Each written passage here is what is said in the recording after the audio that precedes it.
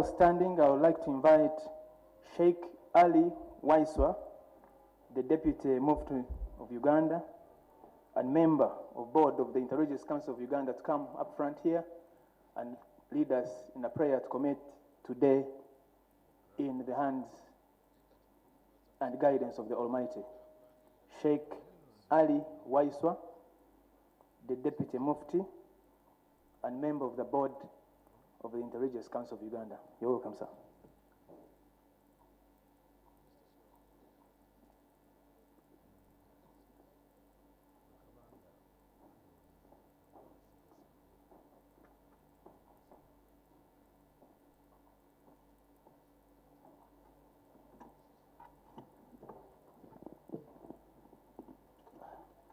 أعوذ بالله من الشيطان الرجيم.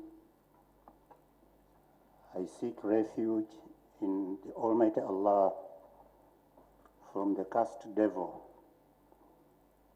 Bismillahir Rahmanir Rahim.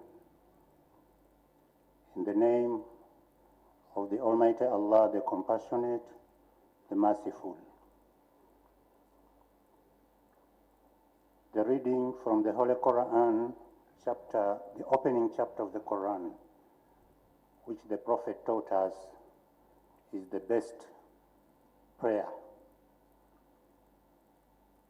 All praise is due to Allah, Lord of the worlds, the entirely merciful, the especially merciful, sovereign of the day of recompense. It is you we worship, and you we ask for help. Guide us to the straight path, the path of those upon you have bestowed favors, not of those have evoked your anger or those who are astray. Almighty God of all nations, the source of human family, we give you thanks, Lord, for the freedom we exercise and the blessings of democracy we enjoy. We pray for the divine guidance to preserve and promote unity in diversity in our beloved nation. Guide our leaders and the citizens to act with wisdom, justice, and compassion. May the prevailing peace continue always and always. Give healing to the affected. Give healing to the affected and enable us to achieve the common good as a society in the period as we transit and to transit to a new government. Almighty God, we pray that the new officials to begin service serve with dignity, tranquility, and honesty, regardless of the election outcomes, and for affected by changes to find grace, and for all the citizens to foster love, care for one another in the evolving political landscape. In your mighty name we pray.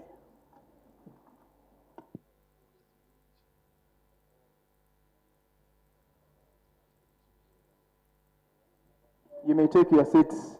Thank you very much, Sheikh Ali Waiswa, for committing today in the hands of the Almighty. The chairperson of the Electoral Commission, Justice Byabakama Mugen Simon, the deputy chairperson, Hajat Aisha Rubega, Commissioner Stephen Tashobia, Commissioner Peter Emahut, Commissioner Caroline Binamario, Commissioner Dr. Simba Kayunga Sali, Commissioner Anthony Okero, Mr. Richard Kamushababo, the acting secretary, agents of presidential candidates here, representatives of political parties, heads of observer missions that are present, both local and international, members of the diplomatic corps, representatives of civil society organizations, and those of government agencies, heads of clergy, media, members of staff of the Electoral Commission. Ladies and gentlemen, I welcome you to the EC grounds, Electoral Commission grounds here in Reza, which is the venue of the National Tally Center for presidential elections of 2026. I take this opportunity now to invite the chairperson of the Electoral Commission, Justice Byabakama Mugenyi Simon, to constitute us and lead us. Thank you very much, Lord Chair.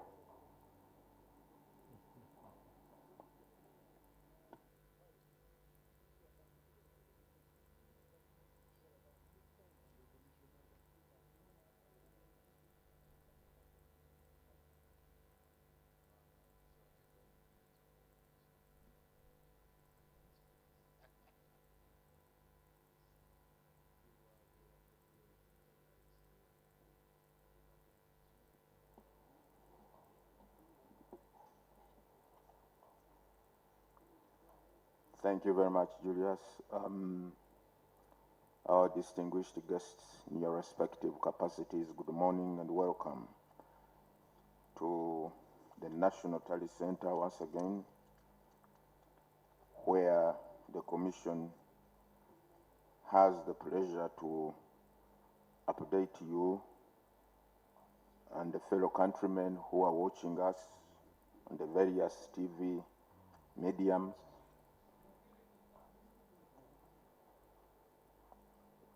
Today or this morning, would like to release further provisional results of the presidential elections as we stand at this hour. The total number of registered voters remain 21,649,067. The total number of polling stations are 50,739. As we talk now, the total number of police stations from which we have obtained the results are 47,499, representing 93.61% of the total number of polling stations across the country. The performance per candidate is as follows. Bulira Frank Kabinga, 44,328, representing 0.42% of the valid votes cast for the candidates. Kasvante Robert, 32,224, representing 0.30% of the valid votes cast. Kyagulanyi Sentam Robert, 2,601,150. Mabirizi Joseph, 22,274, representing 0.21%. Sorry, in the case of Kyagulanyi, I beg your pardon, that tally represents 24.46%. 24.46% for Kyagulanyi, who has 2,601,150.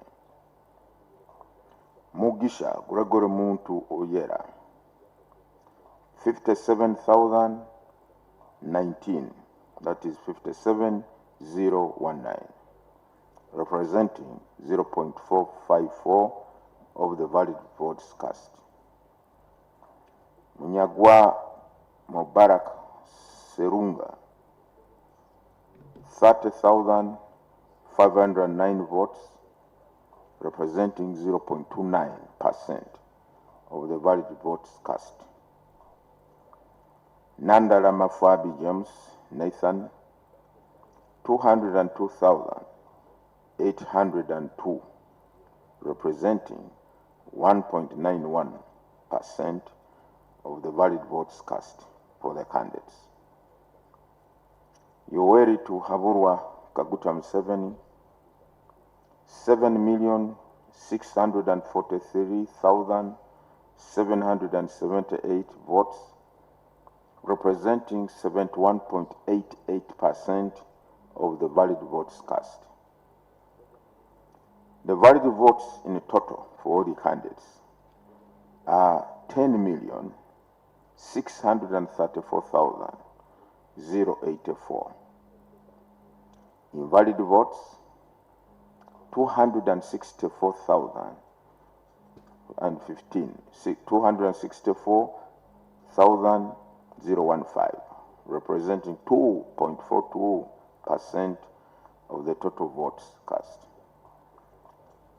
The total votes altogether, 10,898,099, representing 50.34% of registered voters. Spoiled votes, 38,223. This is the current update, and as we have been doing, I'm going to ask our technical people to relay the breakdown of the summary I've been reading on our screens for the benefit of our participants, so that you analyze and appreciate where the results I've been reading have been tabulated from or have come from.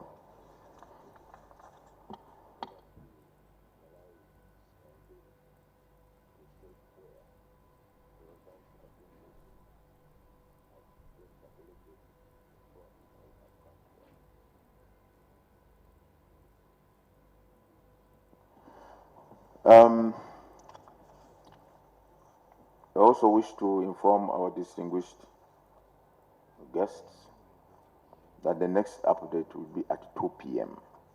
The next update or release of the provisional results or results will be at 2 p.m. I thank you. You are welcome. Keep around, look at the statistics, analyze them, and you can have a cup of coffee if you want. Thank you so much.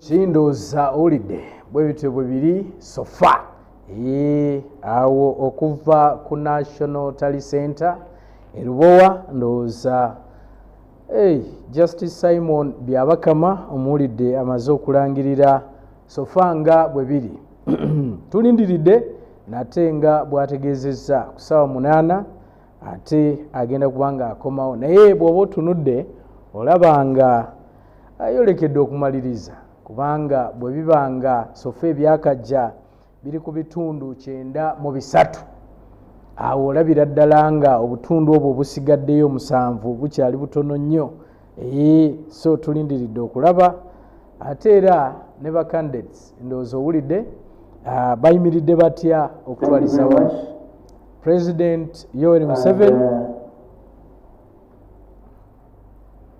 So President Yoweri Museveni akyalidinze, Robert Kyagulanyi Ssentamu akyali mu kifo ekyokubiri era nga ali ku bitundu 24 n'obutundu 4 okutwaliza wamu. So bwe tutyo bwe tukyatambula okutwaliza wamu. Mwami Lutu, no mbadde ndi wa mwami ategeka oyo naye katusooke twogereko ku nsonga eno mwami Babakama gy'ava okulangirira then tulyoke tuddeyo kuba njagala tumalirize ensonga ya free and fair ey'akalulu ak'amazima n'obwenkanya then ensonga ya invalid votes kubanga naye yafuuse ensonga nga abantu bakyebuuza nti ddala tukyafuna invalid votes obululu obufudde obungi bwe butyo okutwaliza wamu. So mwami Babakama agambye akoma okusaba 8 sofa tutambula tutya mu kuwulira okukwonga bw'omuwulidde kati challenge, the biggest challenge yakuba nti bakandidate bonna tebalina busobozi bubeera n'aba agenti wonna.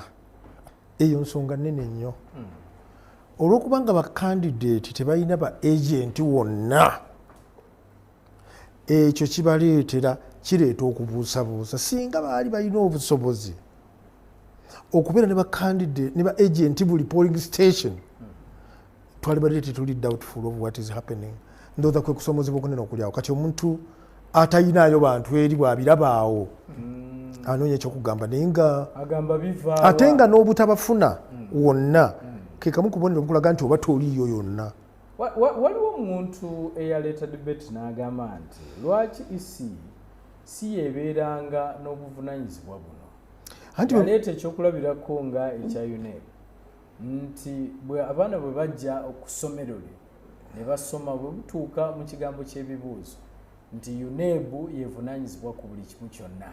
N'agamba nti ne EC ne bano basasula ssente nga bagenza okwesimbawo nti lwaki EC si yekola omulimu guno gwonna anti agents bano bonna ebakatalinga fo isi bwe ekikola ekyo ne kagitanda n'ekikola bagirangira okubabba kubanga olaba bakyogera kati nga balinayo abaabwe kati atogambe isi nteekakebere kubanga oyo omuntu gw'oteekawo gwe oyagala bwa president oyagala kuvaseeyinga 72 trillion ez'abannayuganda gwe toyina mitwalo 2 gyakuwa agenti okitegeera oyagala kubeera president wa Uganda gwe minister of finance olina budget ya 72 trillion naye toyina mitwalo 2 gy'oteeka ku polling stations emitwalo 5 tebimakinga singa ogamba nti electoral commission yeba ekikola yokka nga bano tebalinayo bantu atawo tuba tulinga ebiri mu nsi endala gye balonda ne babaga nti mu ddeeka tujja kulangirira mu nnaku 14 okimanyi nti waliwo ensi mu Africa nga gwokulangirira kutekinga 14 days ne babukebera ne babujeeno ne babuzeeri ne babutaganyula nga bwe ne balyoka beeteesa nakalabe Cameroon wano juzi balina ennaku 21 balina ennaku 14 so wetegereza kalulu ekintu kino tuyina ffe bannayuganda okusitula standard y'abeesimba ku president. For example, what we can say, the people have spoken. Bano bamugati gwa bato okuzanyirira okwo bano bakasiba nte bano abo bonna bonna babazanyezanye tepetaka kubeera mu race eno. Yes, kitutawanya mu buntu kitutawanya kubanga twagala omuntu okujja kuba president tetulina kukyusa tteeka kiri gye bali naye kimu ku bye tuyinza okukola omuntu ayagala oba president ateekengayo omusingo gwa ssente ogutegerekeka twewone Bakatumba oye naye ndowooza yange nawe ojja okuleeta eyo eno yange kubanga walaba abaali bajja empapula nti abantu 205 bonna baziinuuka ne bagenda okukima.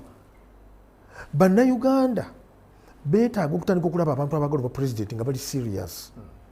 Omuntu ayimiridde awo nga tasobola kubanga tulaba nga waliwo n'ekibiina ekigenda mu kalulu ng'oluli kirina abayise wano opposite 20 kitegeeza nti eyo teriyo na muntu agamba nti kaneesimbewo wakiringwe mu bibiina ebirala byonna.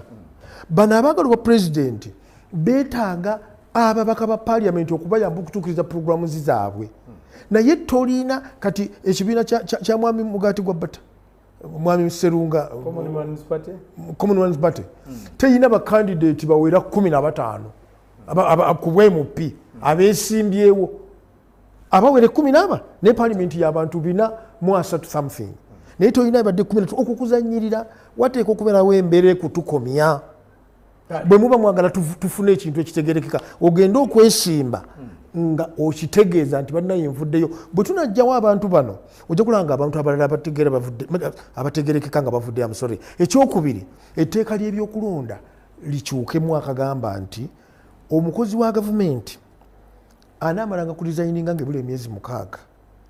Ekintu ekyo omugenzi Profesa Kanyayihamba yakirwanyisa nnyo mu CA. Ekyo ekyokugamba nti omuntu amala ku designinga kifo kye omusajja akola mu Bank of Uganda omusajja alina omulimu gwe agensa okengu designinga ngende ngezese bino bwe kigaana toddayo ekyo kitugjeeko abantu abalimu embavu abandiyimiridde ku bwa pulezidenti wa Uganda. Lusi n'okireeta ekyo kubanga bangi batya agamba nti nve ku kifo kino eri kugezesa oyinza okuyitamu batulekera bakuteesa ategeka bw'oyogera ki ku nsonga kukulangira kuno okusembyeyo mu kutwaliza awamu tusuubira nti akalulu kano kagenda okutegeka eri abannayuganda bonna era nze mu byonna nga bw'owulidde omukulu yabakama ng'akugamba nti already 93% nze ndowooza ne bwavaayo mu next 20 minutes 10 minutes n'alangirira ani awangudde kiba kimala because at 93% when you look at them at statistics ziri ku screen ti ole ali ku 71.88 ndaba kati buhabulwa wadde mukulu akalulu kabadde kakendera naye ne bwolabanga kakenda kubanga kabadde by morning yabadde ku 73% something right kati saawa zino tutunulidde ali mu 71 mukulu Kyagulanyi alinye wadde essuubi libaawo n'obeera n'okulowooza musajja ne wande badde ng'osobola okulinnya ate ng'obululu obwakava mu ggwanga lyonna abukuŋŋaanyiza mukulu byabakama buli mu 93%. I don't expect a result za mukulu Kyagulanyi okulinnya beyond 30%. So at this point in time mukulu byabakama waddembe okujja n'alangirira n'agamba candidate gwalooza gwasuubira nti yeyayiseewo. At that level it's understandable. 93% callous. So nze yendowooza eyange. Okay.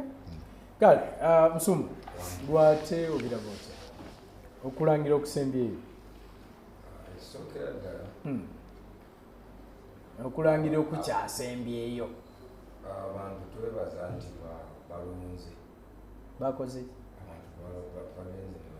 abantu balonze tuba ku 93% nga tulaba obululu bwa Kandende Museveni buli miliyoni 7 buno buli miliyoni 2 n'obwabalala olaba nga kuba ku mulundi guli batwamaliza nga President Museveni ali miliyoni 6 miliyoni 3 kati olaba tisaawa zino abantu batanze bagenzi kuba wakyali obuki abantu balonze ekyo abantu tubebaza nti bayongedde okumanya ddembe lyabwe. Ekyokubiri na NRM yagamba erina abalonzi bameka NRM zali mwenda kati ekyabanjako 2 ekitegeeza nti tujja omaliriza nga tuyingidde miliyoni 9 ate nga abantu ba NRM miliyoni 9 kubanga bokka baba miliyoni 9. So ekyo kitulaga nti abantu balonze. Oyogeddeko kantu kali nti singa byabakama atwala yaba appointinga abadde boogera ku ba agency bakisubi abantu balina ekintu kyebayingiramu era tubadde nga wano nga nkyogera nnyo abantu basindikiza ba RDC ne bagamba nti abo ba Museveni basindikiza poliisi n'amagye abo ba Museveni kale byabakama n'essaawa zino olaba era taba appointingira abantu abo era bagamba kuba appointingira kijja kumaliriza era nga bagamba nti abantu baabwe baba baabwe naye ekyo kikulaga nti abantu olw'ensonga ebigunda ebyo results ezo gye ziva yonna tetunnawulirayo complain eya agenti w'omuntu yenna agamba nti nze byempulira nze ne wange si bye nasayiningidde.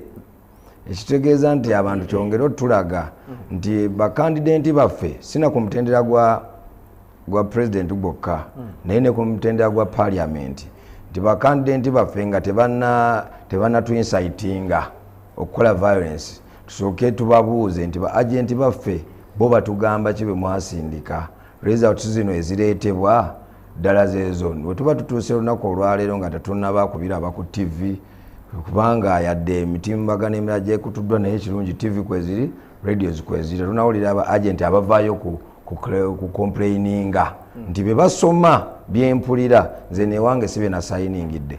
Nzikiriza nti akalulu kano eri we twagendedde ku isi kyobadde otubuuza nze ndaba nga katambula kali fair and fair. Ekintu kyonna kyonna kibaamu olaba newoba weetegekedde embaga yo ng'omuntu nga gwe kennyini gwe ne mukyalawo n'abantu bo muzze ne muteekateeka era mutuuka wali empeta ateebuze ate kakati ate suuti nze ku mbaga yange eyo nnyinyi olunaku lwennyini ntuuka okugendayo omusajja gye nali ntungisizza suuti nga waggale era nze suuti gye nakozesa ku mbaga nagulangule ku speed nenoonya yes nali njitungisiza bulungi ntuuse omusajja nga agaddewo nga tulina best man era bakimanyi bulungi program kati nenziruka netutandika okunoonya amaduuka agalimu obusuuti obulabikako obulungi jjukira budget wa budget nze bulala olunaku lwambaga lutuuse bulala kati era olaba nti era waaliwo ebyatatambula bulungi. So tuleme okulowooza nti okuteekateeka ekintu nga kino kinene nnyo kubanga kisalawo kinene eri bannaddiini nze ogamba basumba bannange nti omusumba yenna agamba nti tebinkwatako bimukwatirako ddala munnaddiini yenna agamba nti tebinkwatako bimukwatirako ddala. So ekintu nga kino nga kikwatako omwana omuto omulema omulalu ani yenna n'omufu kubanga tulidde mwami Lutu ayogedde tubanga teeka saawa zino teriwa mukisa omuntu okumanya nti ebijja byamu bisobola okugibwawo kati kitegeeza nti kino kikwata n'omufu afudde kati kitegeeza nti kino kiba kinene nnyo kati ebiba tebigenze bulungi biba bitambuliddewo naye tuleme okulowooza nti tekali fair and fair olw'ensonga nti nze nange eya TZ naliyo akalulu ka TZ akalulu akaali akamagufuli akamuleeta ku mulundi ogwokubiri amali afiirawo mumakati nga tanakumaliriza ekisanja kye ekyokubiri ate nga yalina amaanyi mangi nnyo naye bino ebintu byetu expensinga wano nabyo era byaliyo ne bajjako emitimbagano ne bakola ki ate nga ensi ezimu abantu ze batugamba olaba Tanzania wali kino olaba Tanzania wali kino ate ne ku mulundi ogwo Magufuli yali w'amaanyi nnyo so nze ndaba nga tukyatambula bulungi.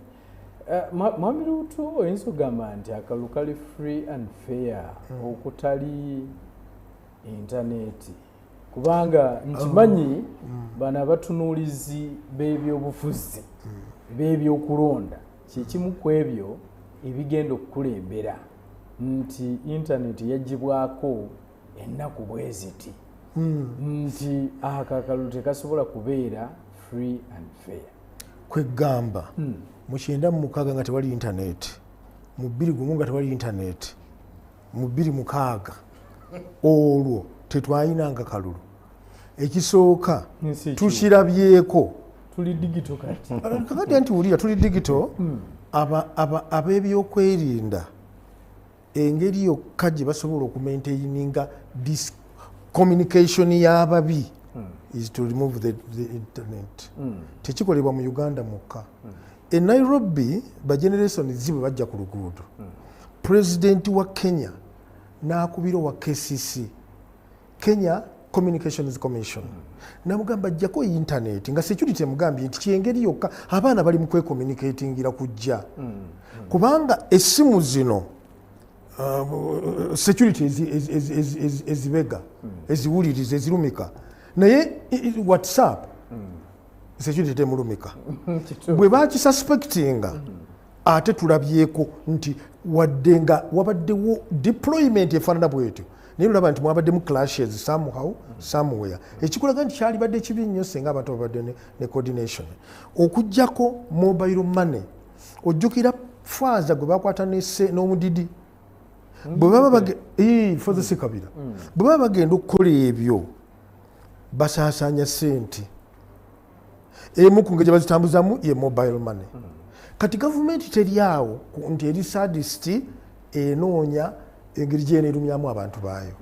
Ekyo okukikola okutwala mu kibululu kisingako nnyo okutuleka ne tugenda mu busambattuko bwe mulaba mu nsi endala. Bwakasambattukako nga twagenze mu nsi endala wadde data mumulina ensi kiyinza ogitwalira ebbanga to come back. Libya kigiremye, Tunisia tennatereera, Madagascar wagirabye, ensi zonna zezigenzeemu tezikomyewo. Kati bano babaga nti banne mugumikirizeeko ennaku bweziti tumale okujjawo bano, tumale okukakkanya kubanga bano bantu baffe nabo tulina okubabembeekereza ekintu kigwe tubagambe manti muddeeka bino byawedde. Okukikola ekyo bano batugambye nti twefiirize tusooke twesibemu tulabe kino ffenna tukosebwa. Singa muto waffe oba mukulu waffe akola effujja waka, maama nayagala omukangavula naddukira mu ffumbiro n'atomera essefulya y'enva n'eyiika, tetunenya maama.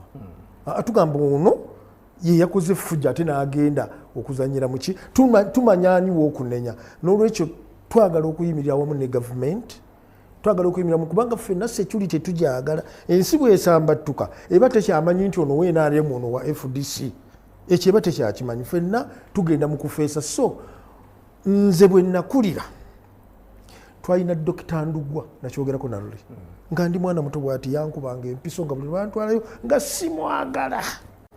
Bwe ntunulira Ndugwa bwe nti nenjagala ntandikirawo kukaaba naye yankubanga empiso ezo nsobola okubeerawo era nga maama yansiba jjiribwa nanyweza ne baginsawuka. Kakati security tukkirize tekola kino kubanga ekinyumirwa, tugumikirize ennaku zino kyendowooza enkya bwe binaba bitambudde bulungi bajja tuzaako mukulu ategeka oddi ku tikiti okuyonyumirwa ebintu nga bwadde obinyumirwa. Ategeka yekaya agyetaaga yagikabidde. So Ategeka, free and fair elections wetubadde awo nti gwe obadde ogenda mu maaso n'okunyonyola bannayuganda oba ddala akalu kano bannayuganda balabye amazima n'obwenkanya? Kibinyo kibindala kubanga bwemba ntunulira free and fair elections from cross-cutting global politics otunulira ensi zonna nga bwe ziyimiridde kiringa okubuuza omuntu mugamba twaliko olumu awo ne tunuulira badde mpaako example mulala wano tube twali bintu bingi byotunuulira ebidetermininga a better election bingi era nze n'ombuuliza omwano nga bwe tuli tuyimiddemu yayogeddeko ku nsonga how you see omusirikale nga yeesimbye ku polling station yo okutandikira awo n'omanyirawo nti ebintu bibi si bituufu. In the first place an election like this one okubeera at liberty omusirikale ali eri wala nnyo bakuumiddeeyo okwegamba for any eventuality naye olwaleero bebasimba ne mu parade. Twabadde Makinde eyo omu n'aŋŋamba titwabadde awo omusirikale ne bajja amwe n'obudde omubweddeko ffe ne tukuba parade okuba akalulu. Definitely nga bakyesinga time kubanga technology yabadde yasayiza buli kimu kyonna kyayonoonese. So abasirikale olumu because they also tried to create a discipline nti basobodde okumakinga sure bataimingaka out of the time gye baallocatinze okukuba akalulu nabo basobola okufuna ki mwaganya gwabwe okukola ki kuba akalulu ako. So budde watuuse oba 10 mwenna muveewo basivira naye kamwe kawedde kati naffe katukubeera ne tukuba akafu. You get? So bintu bingi indicators zonna simanyawo oba bagobyewo bantu n'omusirikale akkirizibwa okulonda bakkirizibwa. They are right, they have a right to vote. Naye wojjanga mu uniform n'oyimirirawo ate kiba kirala. It happened in even some polling stations around that it's okay. Kitegerekeka naye nga kyabadde bwekityo. So the free and fair election gy'onoonya mu Africa zisigira era ne mukulu tamaguze mukulu wange Rutu ne bw'okola otya you cannot lie to the camera now nti wabaddewo free and fair election. Ekyo naawe kisazzaamu nkimanyi kubanga emitendera gye tukyalimu process ne stages za democracy zeragira mu Africa wano sinaba kulaba kalulu konna akatuukiriza ensonga ezo because buva ku bintu bingi si kimu fe abakulembeze abakulembera tulowooza tutya okuta obukulembeze. If you go to all those countries n'otunuulira abapresident ababaddewo genda Suru madamu Suru omukyala bweyimirira n'agamba jjawo internet abo abagenda okulumba street mu bakwate bayingize mu makomera. Is that the right way of expression? No.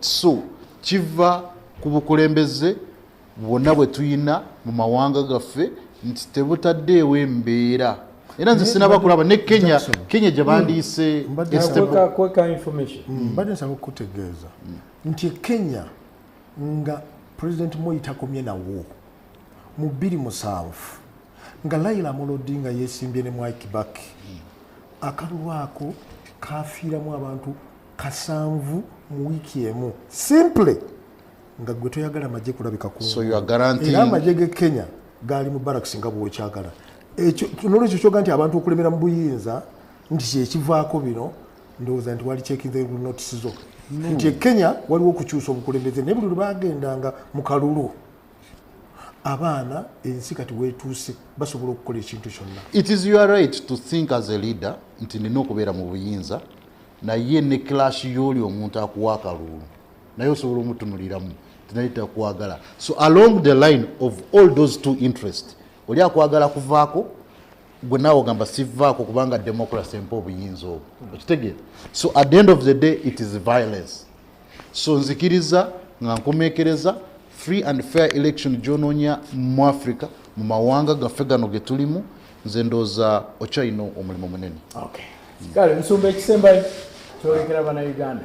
Nze njagala kwongera kugamba Mr. Ategeka omwaka oguwedde abatanzania bwe bafudde abangi kyavudde nti Suluhu nti yabadde alemeddeko nnyo ku bukulembeze kubanga yali amalako n'ekisanja ekitaali kikye ng'ajja ku kikye ekipya ekikye nga ye naye era baafa bangi. So ekyokulemerako ekyo si kisu ate n'ekirala kiikyo kyenjagala banategeka n'abatulaba bamanye nti kiikyo kyeraga lwatu omuntu gwakisibako nti alemerako ku bukulembeze tannalemerako ajja n'agamba mumpa netumuwa kuva mu 96 abuuza mumpa netumuwa neyeeyongera 21 mumpa netumuwa neyeeyongera bwatyo emyaka gyonna aze ng'abuuza tannalemerako nga Gaddafi obanga abalala. So ateekateeka okulonda era abantu bonna ku luno 8 gumwesimbyeko kitegeeza bagenzi omwesimbako nga bamanyi bulungi nti basobola omuwangula singa badde tebakimanyi tebandigezezaako nabbikola bandimulese bulesi. Ategeka osembyayo ki obubaka bw'osembya bw'oweereza abantu bannayuganda bannange gye muli wonna akalulu tegajja twawula era tegajja kuleetamu potolo eri kavuyo. Kituufu ddala ebyokulabirako bingi era njagala buli kimu kyonna nsaba buli kimu kyonna kye tugenda okukola bw'oba ng'akalulu bakalangiridde ng'owulira nga omuntu oyo gwe balangiridde tomwagala okuviira ddala wansi kangambe ku LC paka ku president kozesa amateeka. Violence is not the solution. Violence is not the solution kubanga nawe kenyini ayimiriddewo oyinza okukisigalamu eggwanga ensi isobola okwerabira ku olunaku. So tugezeeko okukuuma eddembe tutambule mu mateeka tetuwonona bituufu bye twagala bingi okyasobola okukola ebintu bingi beerayo ng'okuuma eddembe. Amirutu obubaka bwolekera bannayuganda. Njagala okusaba bannayuganda mwenna abalungi akalulu tukaleke nga bwe kagenze. Njagala okusaba gavumenti eno ekyaliko nti teekawo embeera ebudaabuda abaawanguddwa tusobole okuddamu okutambulira mu kisinde ekimu kubanga mission and vision of the national resistance movement yeyo okubeera n'abantu nga bakkaanya kababe nga waliwo obutakkaanya ne basigale nga bakkaanya. Tusaba Katonda ayimirire naffe ku lwa Katonda n'ensi yaffe. Weewaawo ate bulungi tugenda kuwummulamu katono ate abalala nabo bajje babeere nga bakwongerayo. Tukyagenda mu maaso n'okuba nga tutuusaako ebyo ebiva mu kalulu nga bwe bijja bwe tubikuwa.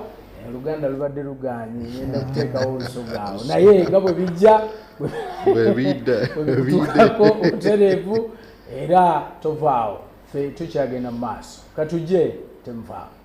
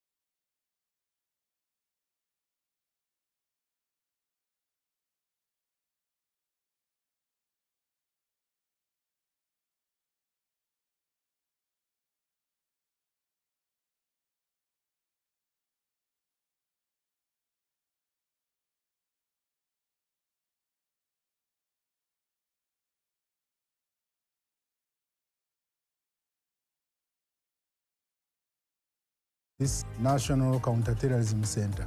As we go into this electoral season, we all need to work as whole government, whole society, for people to talk peace and maintain peace before, during, and after elections. Uganda is for all of us. We need it secure. We need these elections free of violence. This campaign is proudly organized by the Netherlands Institute for Multi-Party Democracy and partners, with support from the European Union. Tuongeye, let's talk peace. Let's talk peace. I am AKALULU. I now work as a special envoy for special duties, office of the president. Elections are very important. They help a country's stability, and when a country is stable and peaceful, people can then focus on improving their lives and working ahead. Elections are sometimes associated with violence, which is extremely unfortunate. Elections bring excitement in the population. It is incumbent on leaders and all those associated with elections to ensure that people know what they are expected to do and to ensure that people do not invest in violence, because violence destroys what has been achieved and violence does not benefit anybody. This is a collective responsibility that all of us should contribute to. A peaceful election lays a solid foundation for a peaceful nation and therefore for development. This campaign is proudly organized by the Netherlands Institute for Multi-Party Democracy and partners, with support from the European Union. Tuongeye, let's talk peace. Let's talk peace. My name is Beatrice Kiraso. I greet you all with much love and respect, with much appreciation for whatever everybody is doing. The message I have is a message of peace. I'm calling upon Ugandans, all citizens from all walks of life, from different parties, from different sections of the society, to keep peace, to avoid anything that could jeopardize stability in this country. We aim at building synergies to avoid polarization in the country, division along different lines. And for purposes of this project, we are part of the team that's advocating for peace before, during, and after elections. Let's do whatever it takes to desist from actions that will cause unrest, that will promote conflict, so that we can have a peaceful election free of violence. This campaign is proudly organized by the Netherlands Institute for Multi-Party Democracy and partners, with support from the European Union. Tuongeye, let's talk peace.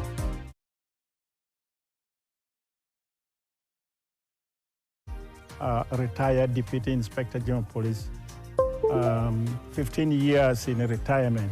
So I've lived in a village with the people over 3 election period. We are entering into the 4th one. So I've seen a lot. But these days something has come up where maybe problems are there among the youth or among the voters. But one thing I want to single out is violence. Let us not be violent, because violence does not solve our problem. You have seen how the consequences have come.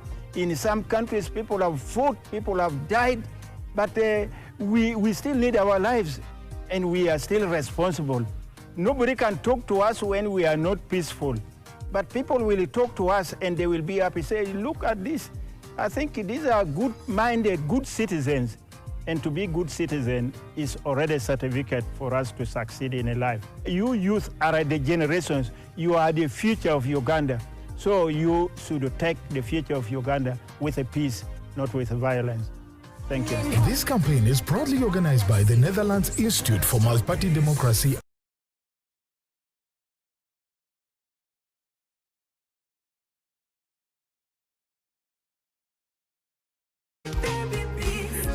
Dear people of Masaka, elections must never divide us, but instead strengthen our shared vision of building a promising future for our motherland.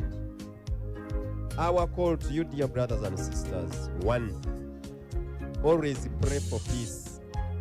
Emirembe ekiseera kino ebyobufuzi nti abantu bali mu bibira ebyenjawulo, oyinza okusiŋŋaana omuntu omu awagira kirala nga wagalya kirala, naye obuzibu bwe buli nti awagira kyotawagira olowooza nti mulabe, naye ye bw'ategeera naawe bw'otegeera. Yes.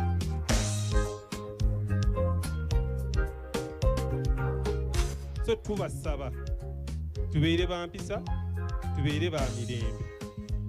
Let Greater Masaka, from the trading centers to the villages, be a place of dialogue, not chaos. This campaign is proudly organized by the Netherlands Institute for Multi-Party Democracy and partners.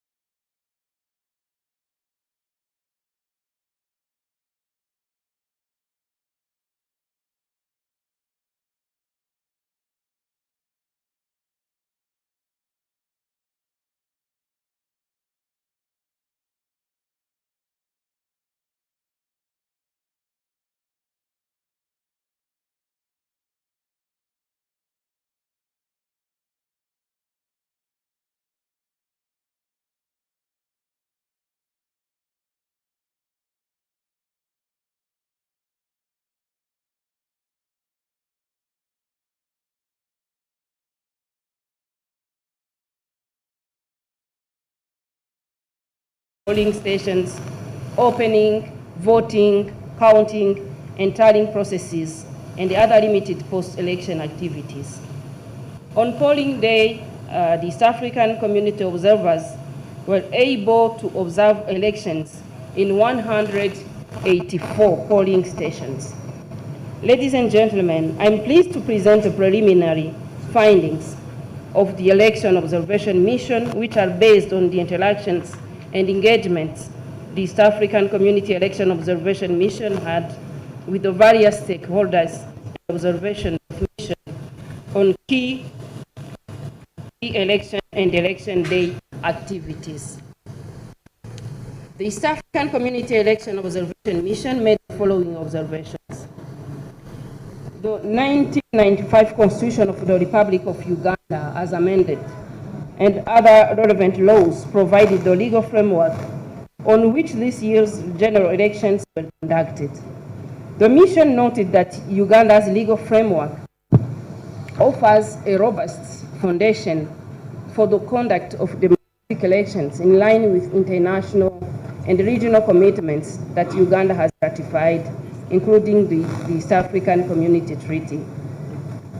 The political context was characterized by heightened competition with 8 presidential candidates running for presidency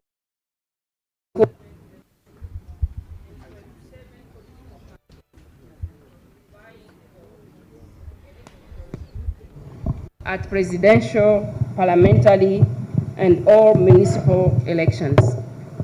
This reflects rising public interest in governance, broadening political space, and voter choice. The mission further noted that there were several petitions arising out of the political party primaries and several unsuccessful aspirants opting to run as independent candidates. Although these provided voters a wider spectrum of candidates to choose from, it points to internal weaknesses in intra-party, including ineffective dispute resolution mechanism. The electoral environment has been largely peaceful and conducive for the conduct of elections. Electoral campaigns were mostly calm and peaceful. The mission noted that Uganda has a legal and a regulatory framework on political party financing whose objective is to enhance fairness and integrity of the political parties. However, the mission noted that the law does not provide for campaign financing to cater for campaign expenditure so as to ensure a level playing field during electoral process. The mission commends the efforts by the Electoral Commission regarding preparation and management of the 2026 general elections and the systematic stakeholders' engagement throughout the electoral process, including briefing international observers on the preparedness and the overall conduct of the elections. The Electoral Commission published a comprehensive roadmap as early as August 2023, covering electoral activities, including demarcation of electoral areas, updates and display of the voters' register, and the nomination of candidates. The mission notes that the National Voters Register had 21,681,491 registered voters, which reflects a laudable 70% increase from 18,103,603 in the 2021 general elections. The mission noted that 53% of the registered voters are female, which demonstrates commendable women participation in the country's electoral process. The mission noted some concerns raised with regard to the high number of candidates denominated by the Electoral Commission after previously being validly nominated, candidates declared unopposed, and appeals arising out of nominations and denominations process lodged before the courts a few days to the election day. There is need to streamline the procedures and timeline for these processes to minimize confusion and enhance credibility and public trust in the electoral process.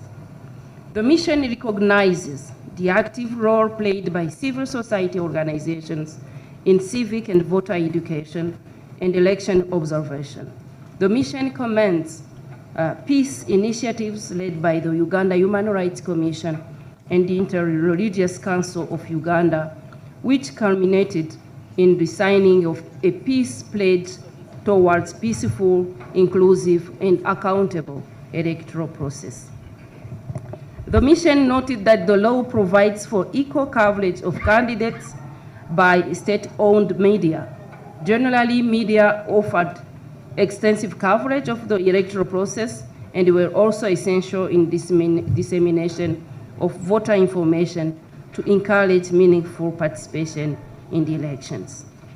The mission noted that although there was no female presidential candidate or disaggregated data on female candidates, youth, and persons with disability, political participation of women is promoted through district women representatives in parliament.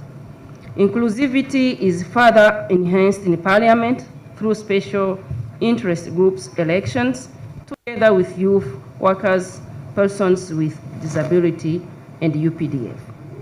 The mission noted that on 30th January 2026, the Uganda Communications Commission issued a directive suspending public internet access, which had a direct impact on the compilation and analysis of field reports from our observers. Regarding voting, counting, and tallying, on polling day, the mission observed the following. During opening, all polling stations visited opened late with an average delay of 3 hours due to late delivery of election materials, malfunction of biometric voter verification kits, and delayed setup of polling stations. These delays caused frustrations for voters at some polling stations, with some deciding to leave. Despite these delays, the mission observed that the environment was generally calm and peaceful, with noticeable presence of party and candidate agents. All the polling stations observed were accessible to persons with disabilities, demonstrating efforts toward inclusivity. Assistance was provided to voters who needed it, including those with visual impairments, in line with the legal framework for election day procedures.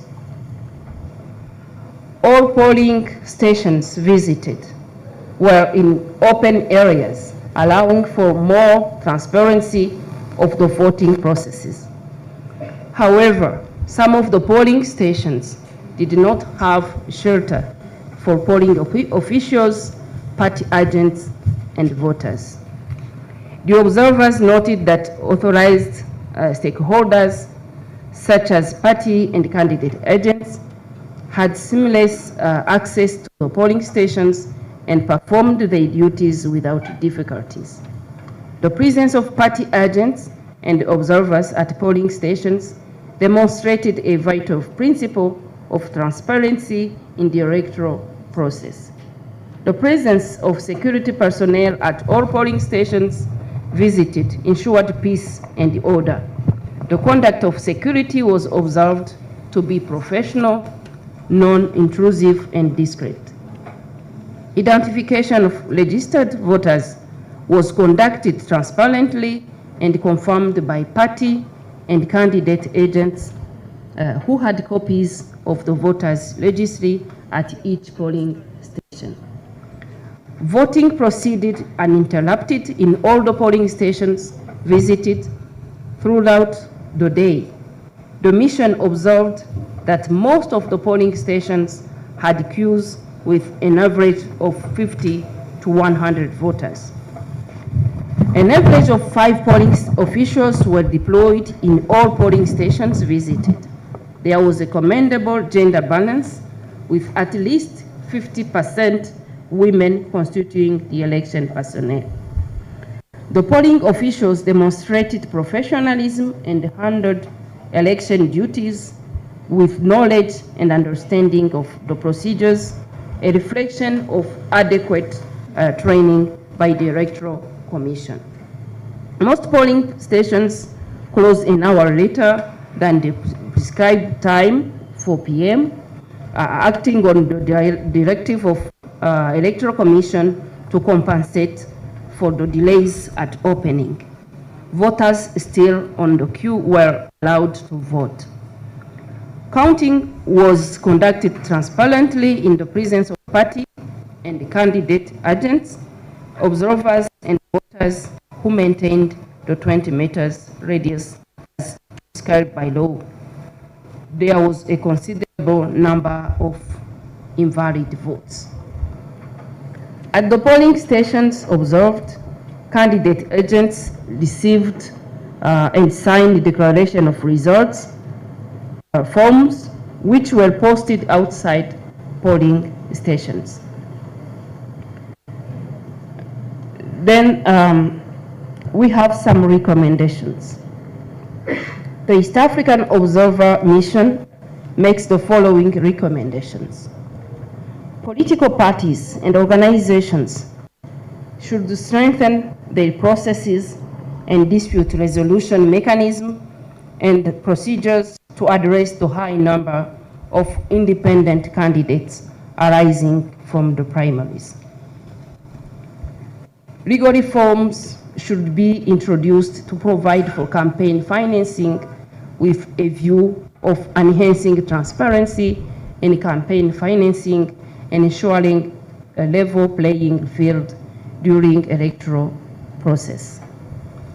The Electoral Commission should endeavor to publish disaggregated data indicating the number of female and youth candidates in each election to inform public policy and advocacy. The Electoral Commission should enhance voter education to minimize the number of invalid votes in future elections.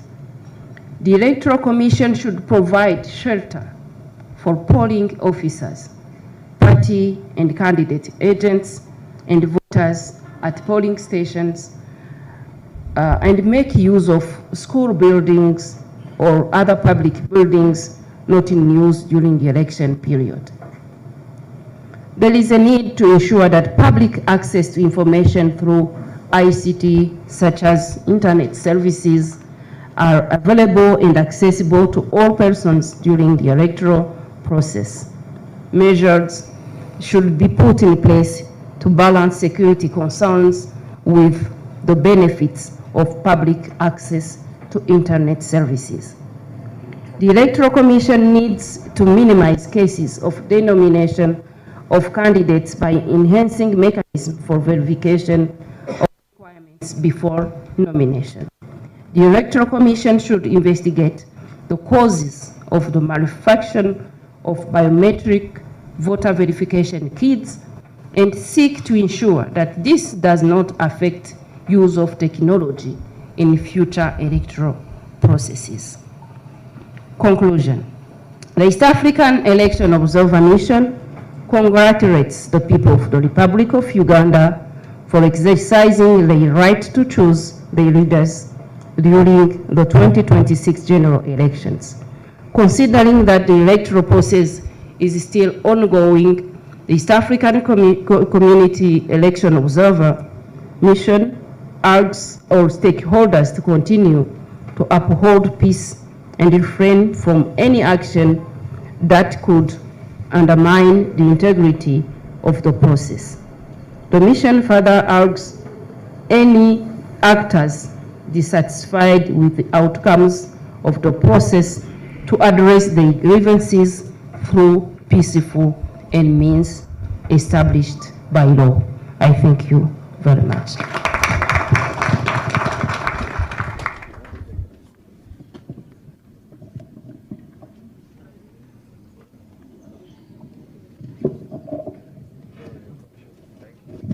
Thank you so much, Madam Elder from the East African Community. And now we hear from the ICJLR Parliamentary Forum, and after that we hear from the East African Standing Force. Thank you. Your Excellency, former Republican President of the Federal Republic of Nigeria, heads of mission, honorable members of Parliament, ambassadors and diplomats present, distinguished delegates, members of the press, ladies and gentlemen. We are extremely honored to present the preliminary statement of the Forum of Parliaments of Member States of the International Conference on the Great Lakes region, which is based on the observations made by our electoral observation mission during the general elections in the Republic of Uganda, held on the 15th January 2026. Our sincere gratitude goes to the people and government of the Republic of Uganda for their warm hospitality accorded to us since our arrival. The deployment of the short-term election observer mission underscores our dedication to uphold the principles of Article 6 of the International Conference on the Great Lakes Region Pact on security, stability, and development in the Great Lakes region, with particular emphasis on the protocol on democracy and good governance. Furthermore, our observation mission is a response to the generosity invitation extended to the forum by the government of the Republic of Uganda. Distinguished guests, ladies and gentlemen, in person to foster a culture of democratic governance in the Great Lakes region, we deployed 21 observers from the member states of the forum, namely the Republic of Kenya, the United Republic of Tanzania, the Republic of Zambia, and the General Secretariat headed by me, Moses Moyo, as the head of mission. Given that the Republic of Uganda is a member state of the forum, we consider it significantly honored to be among the international observation groups accredited to observe the 2026 general elections. Ladies and gentlemen, let me summarize the electoral observation activities that we carried in run-up to the January 15th general elections, in accordance with our mandate as follows. In order to ascertain the state of preparation and preparedness towards the January 15th general elections, the Forum of Parliaments of the International Conference on the Great Lakes region conducted a pre-election analysis. Upon arrival in Kampala, the observers participated in a comprehensive briefing and orientation on the 9th January 2026 before being deployed in areas of responsibility. In order to increase public awareness about the presence and mandate of the mission, upon arrival, we officially issued arrival statement on the 9th of January 2026 at the regional training facility in Munyoyi. The mission met electoral stakeholders such as the Center for Policy Analysis, briefing by the Electoral Commission, members of the press, heads of mission of international observer groups, and members of the diplomatic corps accredited to the Republic of Uganda. The engagement meetings were aimed at understanding the state of preparation and preparedness towards holding the January 15 general elections. The observers were subsequently deployed in teams of 4 to observe the polling proceedings in Kampala Central, Kampala East, Kampala West, and Kampala North. Distinguished guests, ladies and gentlemen, our pre-election analysis of the 2026 general elections in the Republic of Uganda reviewed the following. The Electoral Commission developed a roadmap for the 2026 general elections, which was implemented in a phased manner. The mission noted that the Commission carried out all planned activities under the roadmap as scheduled. In line with the international, regional, and national framework, the mission conducted civil and voter education in collaboration with key electoral stakeholders such as civil society and the media, among others, to ensure that all eligible citizens understand the purpose, procedure, and significance of the elections. The mission also noted that the Electoral Commission utilized the digital platforms such as X, formerly Twitter, Facebook, Instagram, and WhatsApp, which are increasingly important in engaging with the youths. This intervention helped in providing real-time interaction and prompt response to inquiries.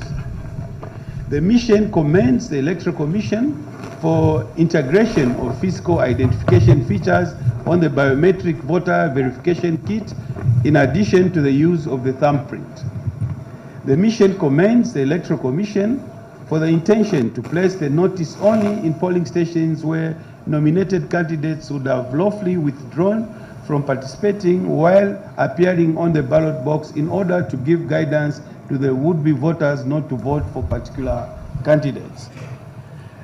The interaction with stakeholders revealed that the campaign period was generally calm and peaceful as compared to 2016 and 2021 general elections, which were attributed to adherence of campaign guidelines stipulated by the Electoral Commission and by all political parties. In this regard, the mission commends the Electoral Commission, security apparatus, the competing political parties, and all the citizens for their effort in maintaining peace. There were also concerns raised by increasing misinformation, disinformation, and use of hate speech on social media. The temporary suspension of public internet access and selected mobile services during the election period as a measure by government to mitigate spread of online misinformation, disinformation, and electoral fraud, as well as preventing incitement of electoral violence. Ladies and gentlemen, the mission would like to clearly state that in its finding on the 2026 general elections in the Republic of Uganda are purely based on the pre-election analysis in country polling procedures and voter counting at the polling stations. Let me now address the polling day activities. According to the Electoral Commission, there are 50,739 polling stations and 21,681,491 registered voters countrywide. Let me highlight that our observers were given the opportunity to observe the opening, voting, and closing procedures in all the polling stations. The mission observed the following. Most of the polling stations visited by the mission in Kampala Central, Kampala East, Kampala West, and Kampala North did not open on the official stipulated time of 07 hours. The opening was delayed by 2 or 3 or more hours. The reasons being due to malfunction of the biometric voter identification kit. In some instances, polling officials did not receive the passcode. There were fewer numbers of registered voters present in some polling stations during the opening, below 10 as required by the law to officially open the polling station for voting. However, as the day progressed, more voters turned up to vote as observed in long queues.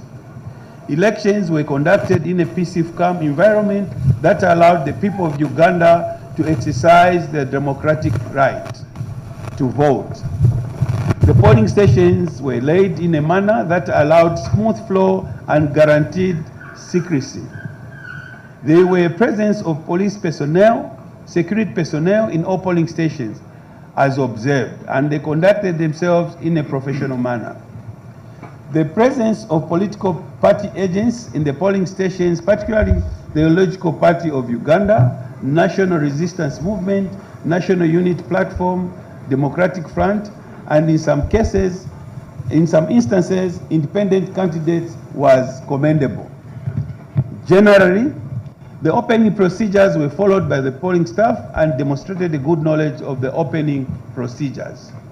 The mission is glad to note that there were no incidences of voter inducement in the polling stations observed. Also, there were no form of campaign activities by political parties observed outside the polling stations. However, the mission observed the presence of campaign materials in some polling stations visited at the time of opening, contrary to the law, which requires non-existence of campaign materials within the radius of 20 meters from the polling center. Our mission had the opportunity to observe the voting procedures in a significant number of polling stations in Kampala City District. The mission is gratified to report that notwithstanding the delayed opening of polling stations, the voting process unfolded in a serene and orderly manner. The polling stations that the mission visited were staffed with women and youth generally constituting most of the workforce.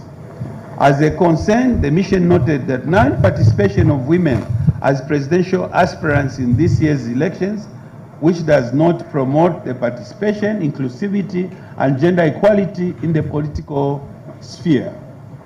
The requirement of voters to be 20 meters away from polling stations after voting was difficult to implement, especially in polling stations situated in marketplaces. In some polling stations visited, application of indelible ink to voters was done by police officers.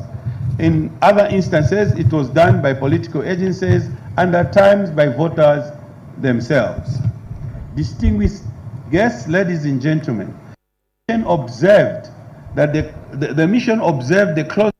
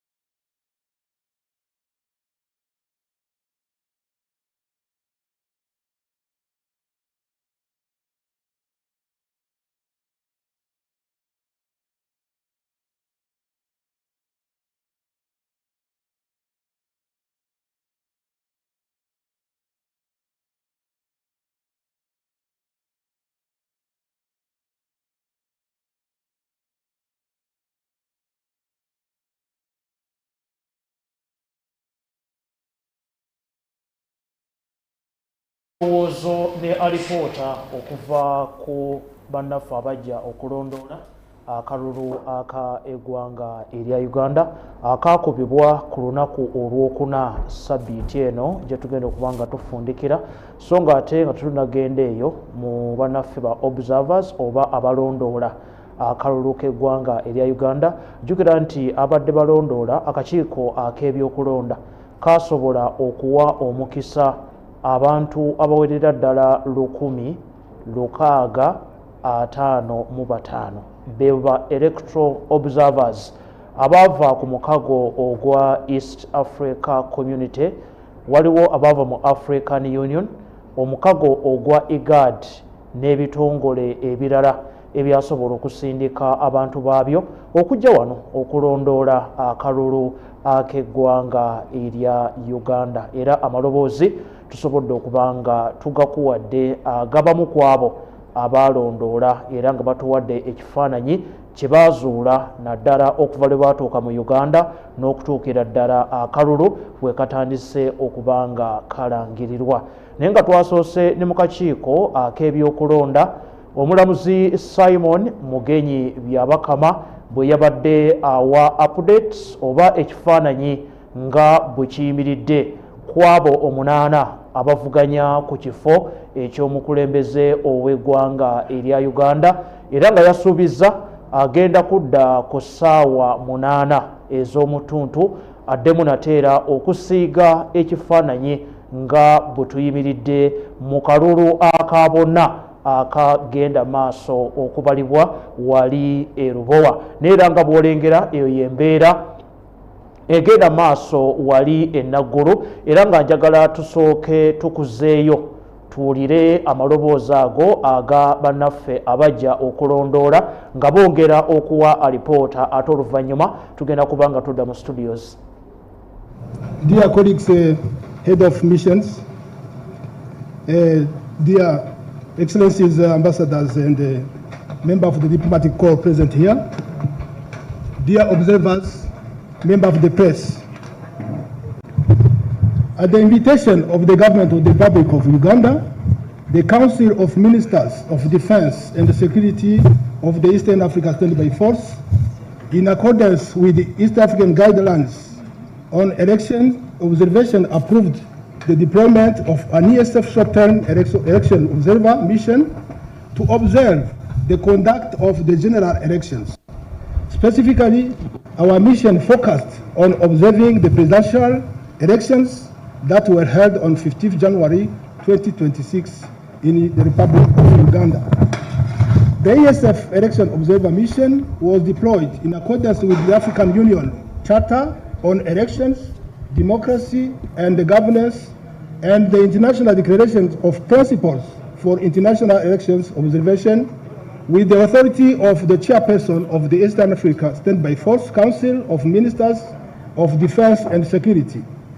Ladies and gentlemen, our objectives were to enhance public confidence in the electoral process, to promote the fundamental freedom of political rights of the local population in Uganda, to conduct an objective assessment of the polling process, to support the democratic process of the Republic of Uganda, to observe any situation that may lead to a political crisis that may emerge after the elections, and then to uphold ESF's mandate in the promotion of peace and security. The mission was led by myself, Ambassador Jordan Dabashimana, from the Republic of Burundi, as head of mission.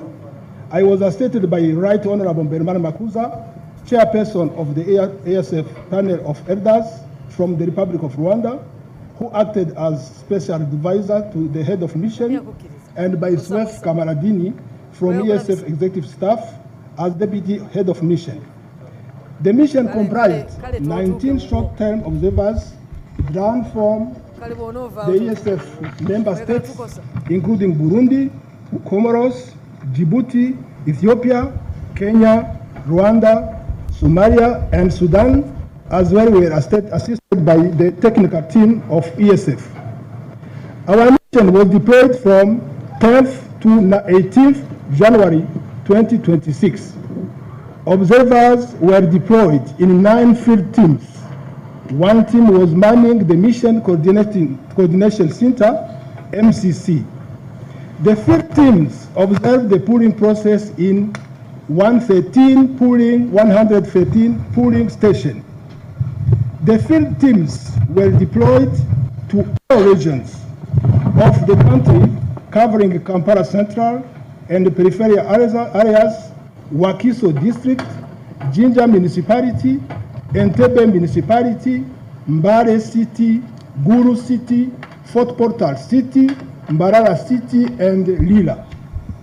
The mission leadership participated in local and international observers briefings with head of missions at the regional and continental level, met with the Uganda Electoral Commission, media and civil society organizations. The objective was to have a fair and objective understanding of the electoral process and the political context. We have the pleasure now to present our main findings. This preliminary statement gives an overview of the assessment of the elections and provides details of its observations. The statement is based on objective and independent assessment on the electoral process, specifically at the end of the campaign and electoral period and on the actual election day, and refers to the national legal framework on electoral matters.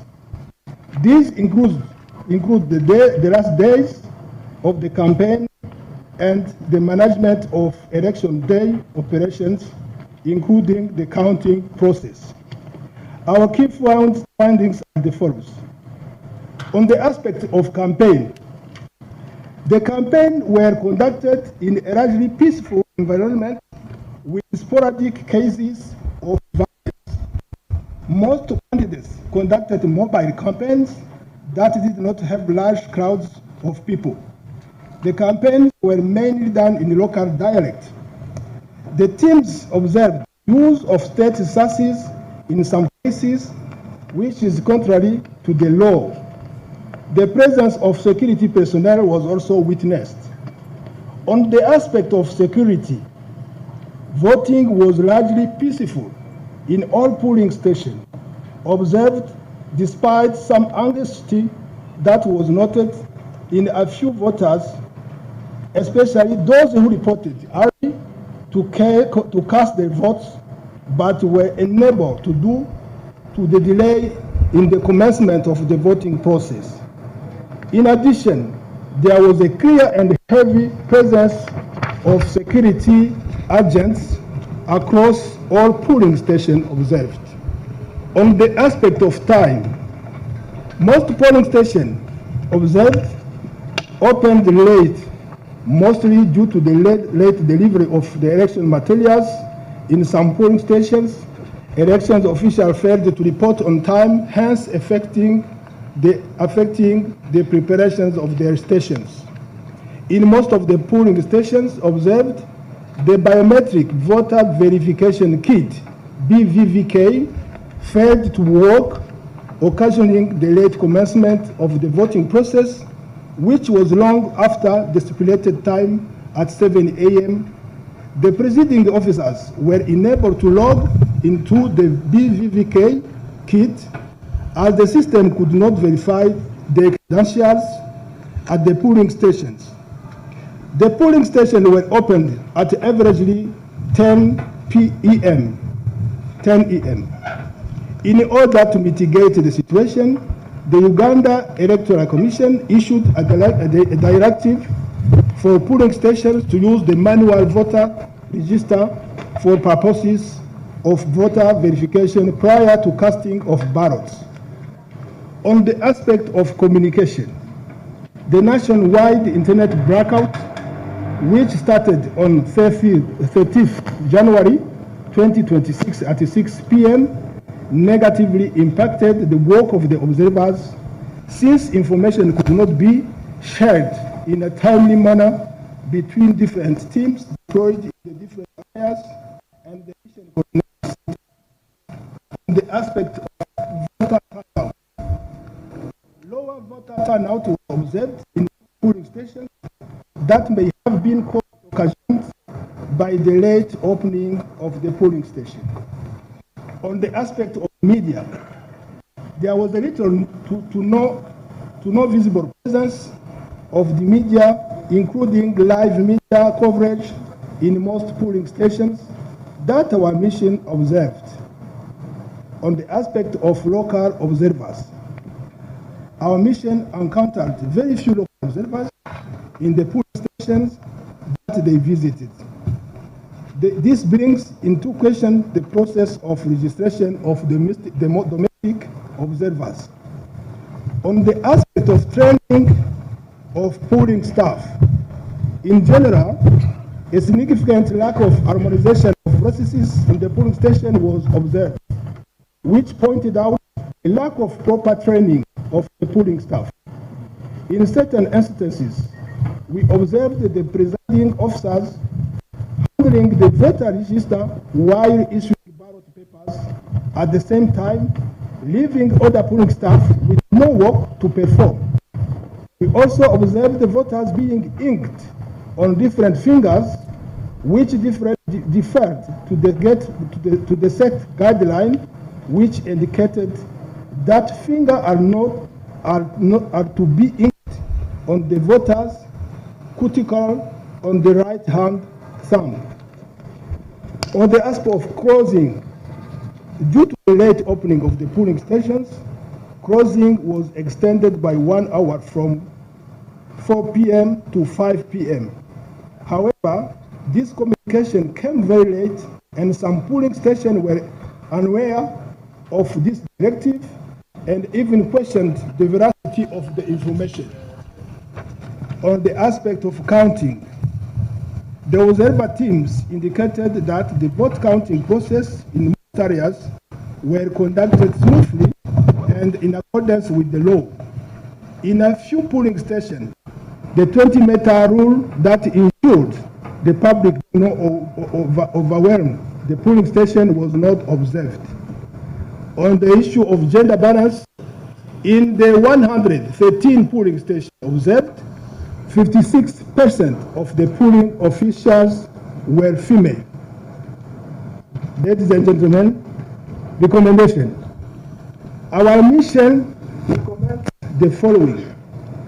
Urges all the stakeholders to take note of the objectives and findings to improve future electoral processes in Uganda. Encourages continued civic education in support of efforts already in place.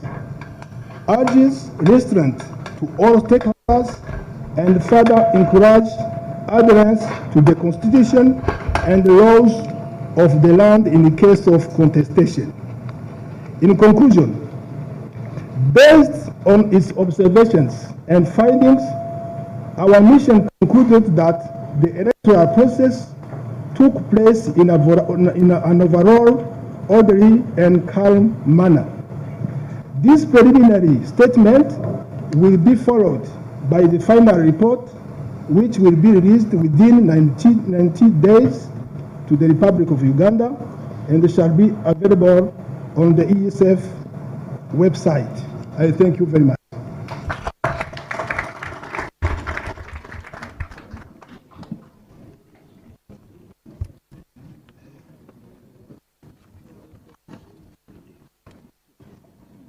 Thank you, Honorable Ambassador. Thank you for your attention and patience through the four statements that have been made to us. We've listened to the statement from the Joint Mission of the African Union, COMESA and IGAD, by His Excellency Jonathan. We had from the East Africa Community, from Honorable Madam Eda Mugiza. We also had a statement from the International Conference on the Great Region Parliamentary Forum, read to us by Honorable Mrs. Moyo, and finally from the East Africa Standing Force, read to us by Ambassador Dabarishuri Mana. Members of the press, this is your session. If you have an opportunity to ask questions, if any, seek clarification from any of the statements that have made before us, as you do so, please state your name and the media house that you represent. Keep your questions brief and to the point.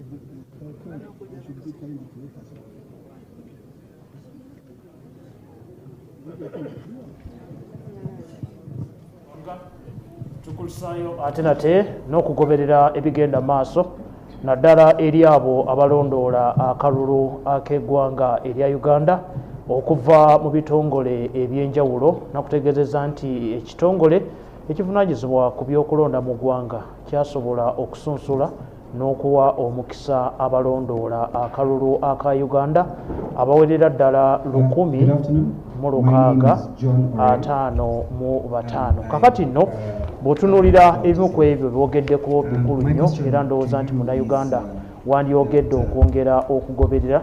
njagala benina mu studios wano nyina Rachel Takali, nina mukulu Milton onono ava mu kitongole ekya Global Peace Foundation era nga naye ali omu ku abo abalondoola akalulu ak'eggwanga erya Uganda, so nga ate era nyina minisita avunaanyizibwa ku nsonga ez'ekikula ky'abantu wali ku Ndejje University omukyala Halima Namugaya betugenda okubanga tutambula nabo okutunuulira embeera nga bwetambula naddala akalulu aka bonna aka 2026. Njagala gandike ne Rachel Takali lamusa ku Munnayuganda Uganda esalawo 2026.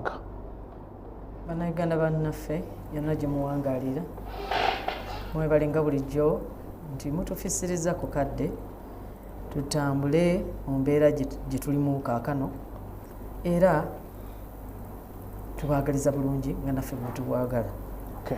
Tuyanze nnyo ekyo. Mukulu Kambula nawe lamusaako ku Munnayuganda tulaba. Taata weebale nnyo okutukyaza wano ku mpewo n'okutuwa omukisa kugerako ne bannaffe baganda baffe batata baffe bamaama bannange Katonda mulungi atuwadde omukisa okubeera wano ne twogerako nammwe naye mwogedde bulungi bannayuganda mwogedde mumanyi gammwe agabaweebwa constitution y'eggwanga mu kawaayiro akasooka power belong to the people nti amaanyi eg'eggwanga gali mu mikono gyammwe munaalondanga bakulembeze ng'emyaka 5 gimaze okuggwawo abakulembeze be mwagala babakulembere bakole bye mwagala. Mwebale nnyo mwebale ddala n'okukuma emirembe mwino gyongera paka nga akalulu kawedde n'emyaka 5 gyonna mu maaso mwebalire ddala. Oyo nno ye mukulembeze w'ekitongole ekya Global Peace Foundation. Tweyanziza ssebo. Yes, Halima naawe lamusa ku Munnayuganda atulaba. Neyanza nnyo okumpa ku kakisa kano. Bannayuganda bannaffe abatulaba mwenna gye musinziridde nsanyuse nnyo okwogerako nammwe mwebale kwagala nsi yaffe mwebale kulonda eddoboozi yammwe yasazeewo ekyasalawo naye nga kyensinga obbakutira nti bannange tukume emirembe mu byonna bye tukola akalo twamaze okukalonda naye kati ekiddakawo mu maaso ekisinga obukulu. Kati tweyanziza nnyo Halima. Oyo nno ye minisita ow'ekikula ky'abantu ku Ndejje University naye tugenda kuba tutambula naye. Kirungi okubanga abavubuka ate nabo bavuddeyo okulaba nga eddoboozi lyabwe liwulikika naddala mu mbeera ey'obukulembeze mu ggwanga Uganda. Njagala kutandika ne omukulu ow'ekitongole ekya Global Peace. Ba observers oba abalondoola akalulu ak'eggwanga erya Uganda batandise okubanga bafulumya alipoota ku bimu ku ebyo bye bazudde okuviira ddala lwe bayingira mu ggwanga Uganda. Munnayuganda ayagala osooka omusiigira ekifaananyi oli bw'ayogera ku balondoola akalulu omulimu gwabwe ogusooka gwe guluwa era bwe batuuka wano ki kye balina okuba nga bakola okufaanaganako n'ekyo kye tulaba ennaggulu.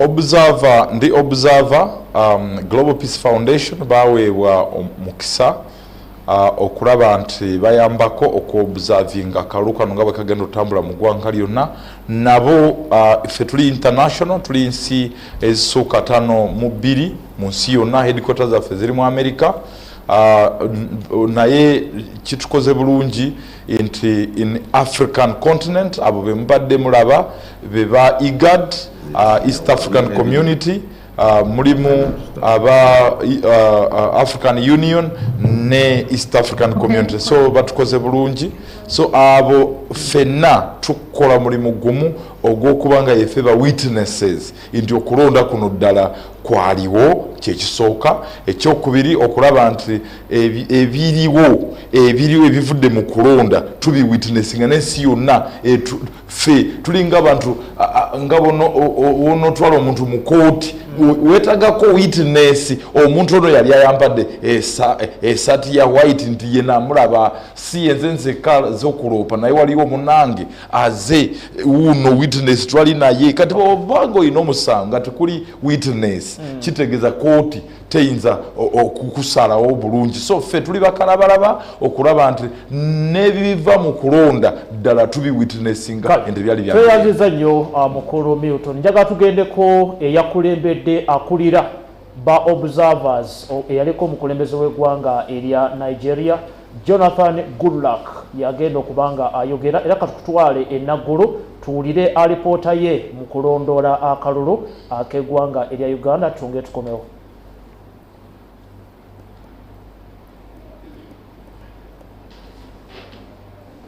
Kale tujja kugenda maaso okutunuulira abalondoola akalulu aka nnyaffe Uganda n'okulaba ebimu ku ebyo nga bwe bitambula. Eddoboozi libadde likankanyemu katono naye ba inginiya bagezaako kukwata wano nawali okulaba nga tufuna ekigenda maaso wali enaggulu. Njagala Rachel bw'otunuulira kale katulabe oba tuteredde bulungi enaggulu.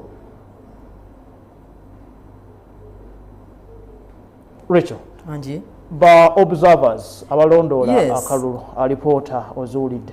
Bwensinza okugoberera ye mukyalo ono akulembeddemu abava mu gutundutundu mwe tuwangaalira East African Community Observer Mission. Bambi ensonga zazirambuludde bulungi era ebintu byakutteko ne bindowoozesa ebintu ebitali bimu. Ayogedde ku mukutu nti tewali kwawula kugamba nti akalulu kakosebwa okusalako empuliziganya nti ebitoyinza kubyawula. Era nabo bennyini ndowooza baataganyiziddwa nkola yaabwe ey'emirimu.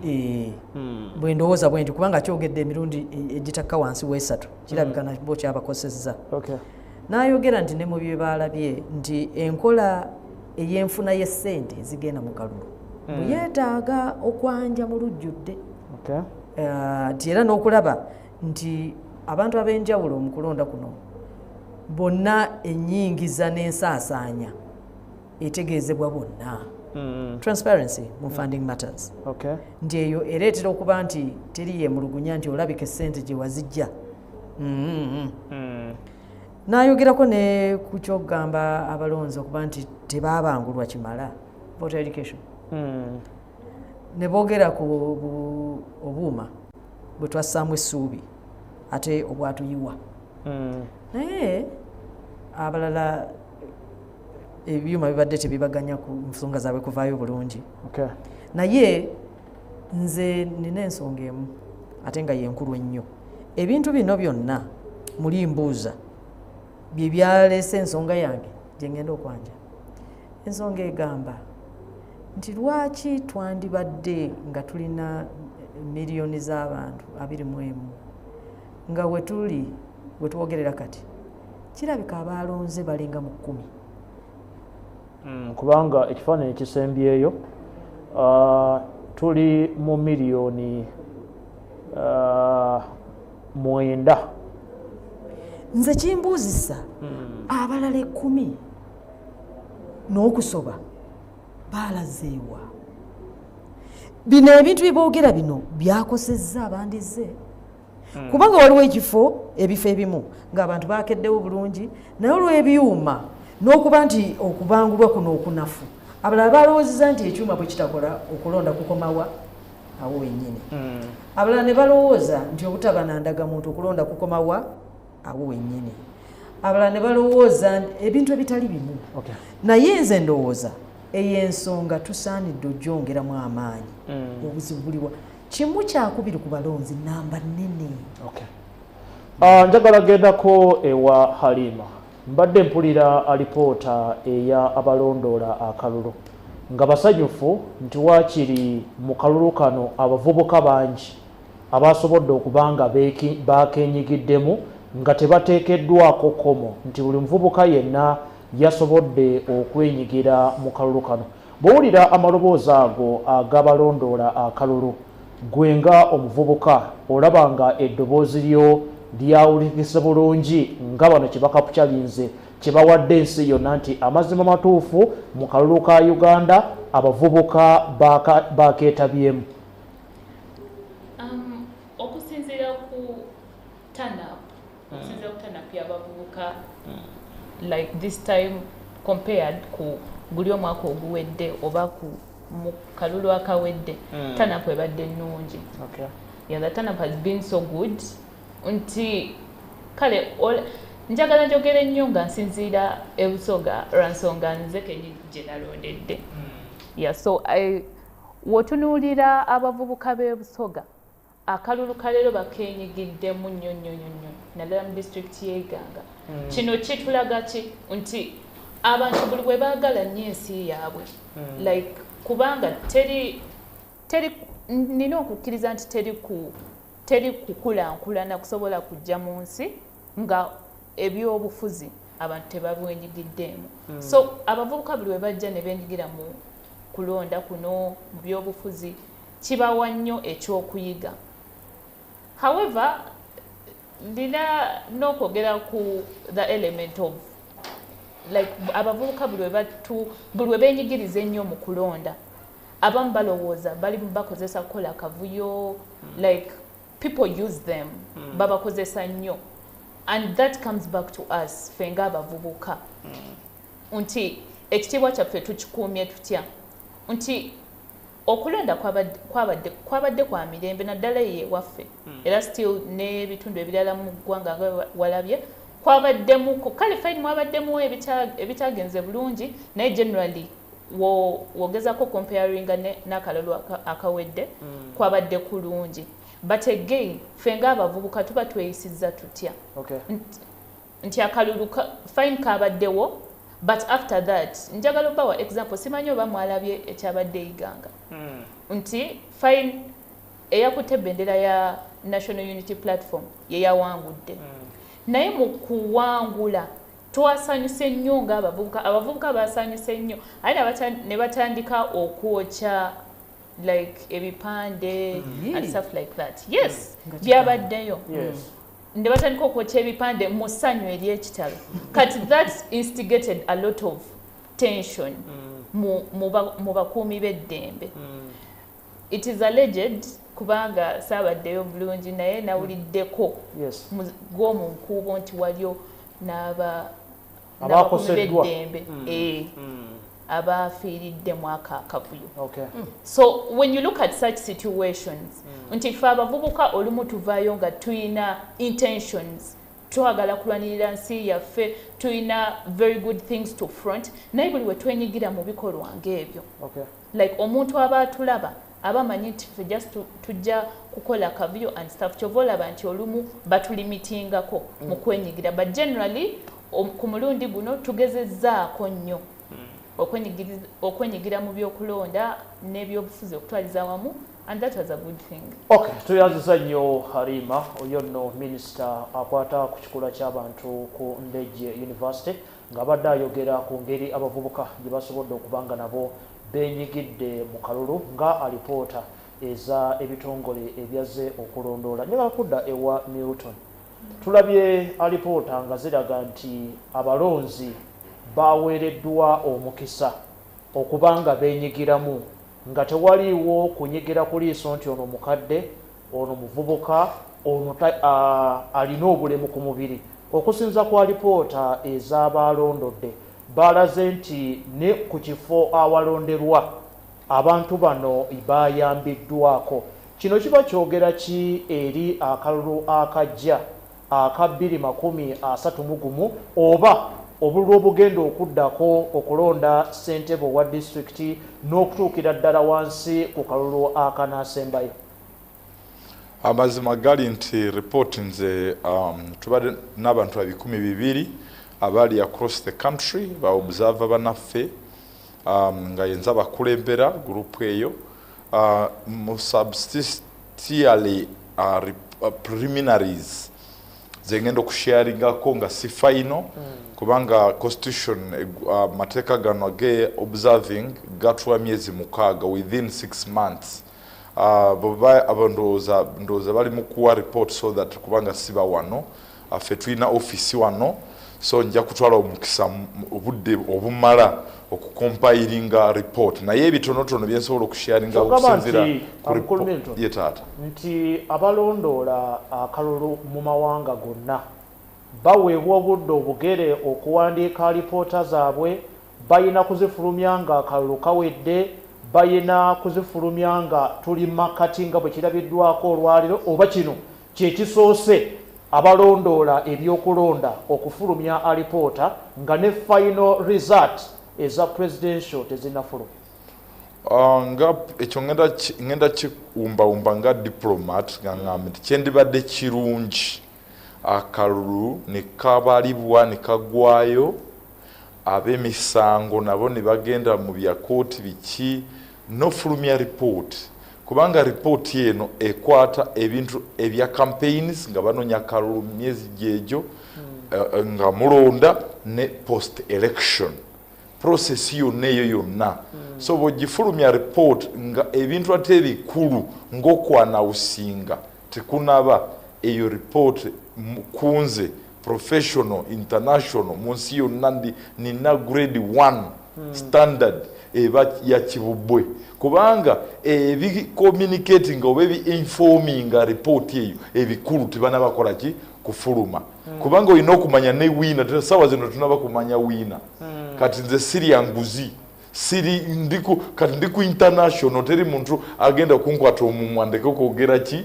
ekituufu so oyinza okuwa report kumbe ebintu ebiri mu report yo bifu kubanga tikanaba kuggwa naye ebitonotono ebiriwo kiri nti first of all twebaza government of Uganda through electoral commission kubanga president yalonda commission naye ne bwekyendibadde nga kyekyo bwekiri numbers of the people abantu abafiira mu kulonda mu campaign ne mu kulonda ne post election gye tugendako panao nga sawa zino bali batono compared ku mwaka guli ogwa 2021 ekyo nenebaza eyo positive recommendation mwebale nnyo abakumi b'eddembe namwe ba political candidates ebigambo bye mbadde mwogera si kuvumagaleke okubba omuliro mu bantu okulwanagana okweyokya ekyo mwebale nnyo kubanga mwaka guli twafiirwa abantu bangi ekyokubiri awo nyine mukulu Milton yetaata ekyabadde Butambala bakulaga mu kifo kya candidate omu abantu abafiiriddewo basukka mu bataano omusaayi ogwo gwayise twawulidde ekyabadde mu buvanjuba obwa Uganda ekyabadde wano eruweero wano amasasi ne ganyooka abavubuka abatakwa wansi wa basatu abantu abafiiridde mu kanyoolagano akafaanaganako bwatyo tusobola okabuusa amaaso n'ogamba nti ekyaliwo mu 2021 kyali kizito nnyo okusinga ku kino kitulabyeko mu campaign mwennyini iganga mwafaayo ekisooka njogedde number reduced number nabadde careful mu report yange sigambye nti muntu omu bwafa nti tuleke okulumwa n'omuntu omu ng'afudde mu kalulu kiba kyenkana ne miliyoni z'abantu abafa emabega naye kye tulina okwebazaako nti at least waliwo reduced number nti enamba y'abantu abafa emyaka gy'emabega mu bululu buno yali nene nnyo omwaka guno yakendedde ekyo tugenda kukola recommendations ezivumirira ekintu ekyo nti akalulu ka 2031 tuwaba muntu n'omu afiira mu kalulu nga akola kye bayita okufulfilinga mandate ey'okulonda ekyokubiri improvements enkulu zabadde to accessing the population o candidate okubanga aweebwa omukisa okubanga agenda na campaigninga nagenda mu bantu ekyo yabadde improvement okusinga omwaka guli that's why opposition olunaku luno yabadde across the country mukisa weguli naba independence banki actually bakozeseza omukisa guno okuba nga bagenda okusinga okuva mu opposition political parties recommendation yaffe eri ku kino ekyokutaninga campaigns nezifuuka rally zino okufuuka music concerts ekyo twakipikinze bulungi nnyo abantu bagala kuwulira balina ebizibu byabwe naye mmwe mufuse badikuula kati basically ebintu munonyeyo ebirala bye mukola naye abantu balina obudde butono myezi 3 bwe muba mwagala tuwa entertainment kubanga kati entertainment siye bantu balina we want to transform the country naye gwe nokifuula ekirala sebo nga tuna bakuzija kukazinda obegwanga ennaku zino baagala nnyo ebyokudigida obudde bwaffe mubonoona kubanga the constitution of Uganda bakiwa kye bayita political dispensation tebagamba nti music concerts bere birala ne kino kibere kirala. This is a whole event eyokubanga abantu bagenda londa abakulembeze baabwe Katonda nga yabawadde kati oyino kitwala nga kintu kikulu nnyo toleta mu malala toleta mu bujega abantu bagala kuwulira manifesto nga bweri ekirala sebo nga ne diplomat anava kugwezayo point ye nze ndowooza nga madam bw'abadde ayogera luli nti abantu bano bagenze ne balowooza nti abavubuka kitegeeza mazina nakugamba nagwaddiikuula nedda omuvubuka asobola okuwuliriza ensonga yena kati baba malidde obudde mu byafane mbulwakuba bavubuka ekino kyabadde kikulu omuvubuka tekitegeeza nti alina bwongo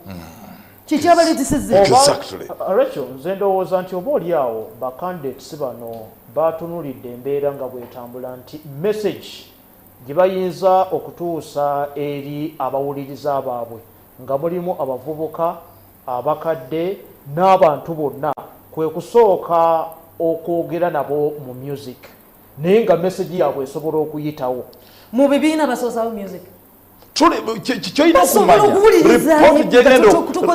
in fact mama report eno yegenda okusooka okuba a report egenda okuzukusa bannayuganda tuve mu byamalala twagala kulaba nti Trump erijjukira agenda kuwa statement nga tuvume naye byatuvuma nabyo nyumba yaffe teri in order okategedaako so ningambye nti nga tukyayina PDM en tugikozese bulungi for example to communicate muze yawo ndowooza mu report yaffe yabawanguddekoko nti yes bwe yakutaka zindalo ye yakakozeseza mu kusomesa gwanga ekyo mu report mwekiri kanga mu ndongo ekyendongo kiri universal bonna naye muzeeyi yabawangudde bwe yakutaka zindalo obudde bwe endongo yagivuddeko nayogera PDM nafuka omusomesa indi ate ebimusomesa yagambye ajja bikolako tiyagambye nti bannange temutubulira ebyo yagambye ekyo kyatulema naye tugenda kikolako ekirala sebo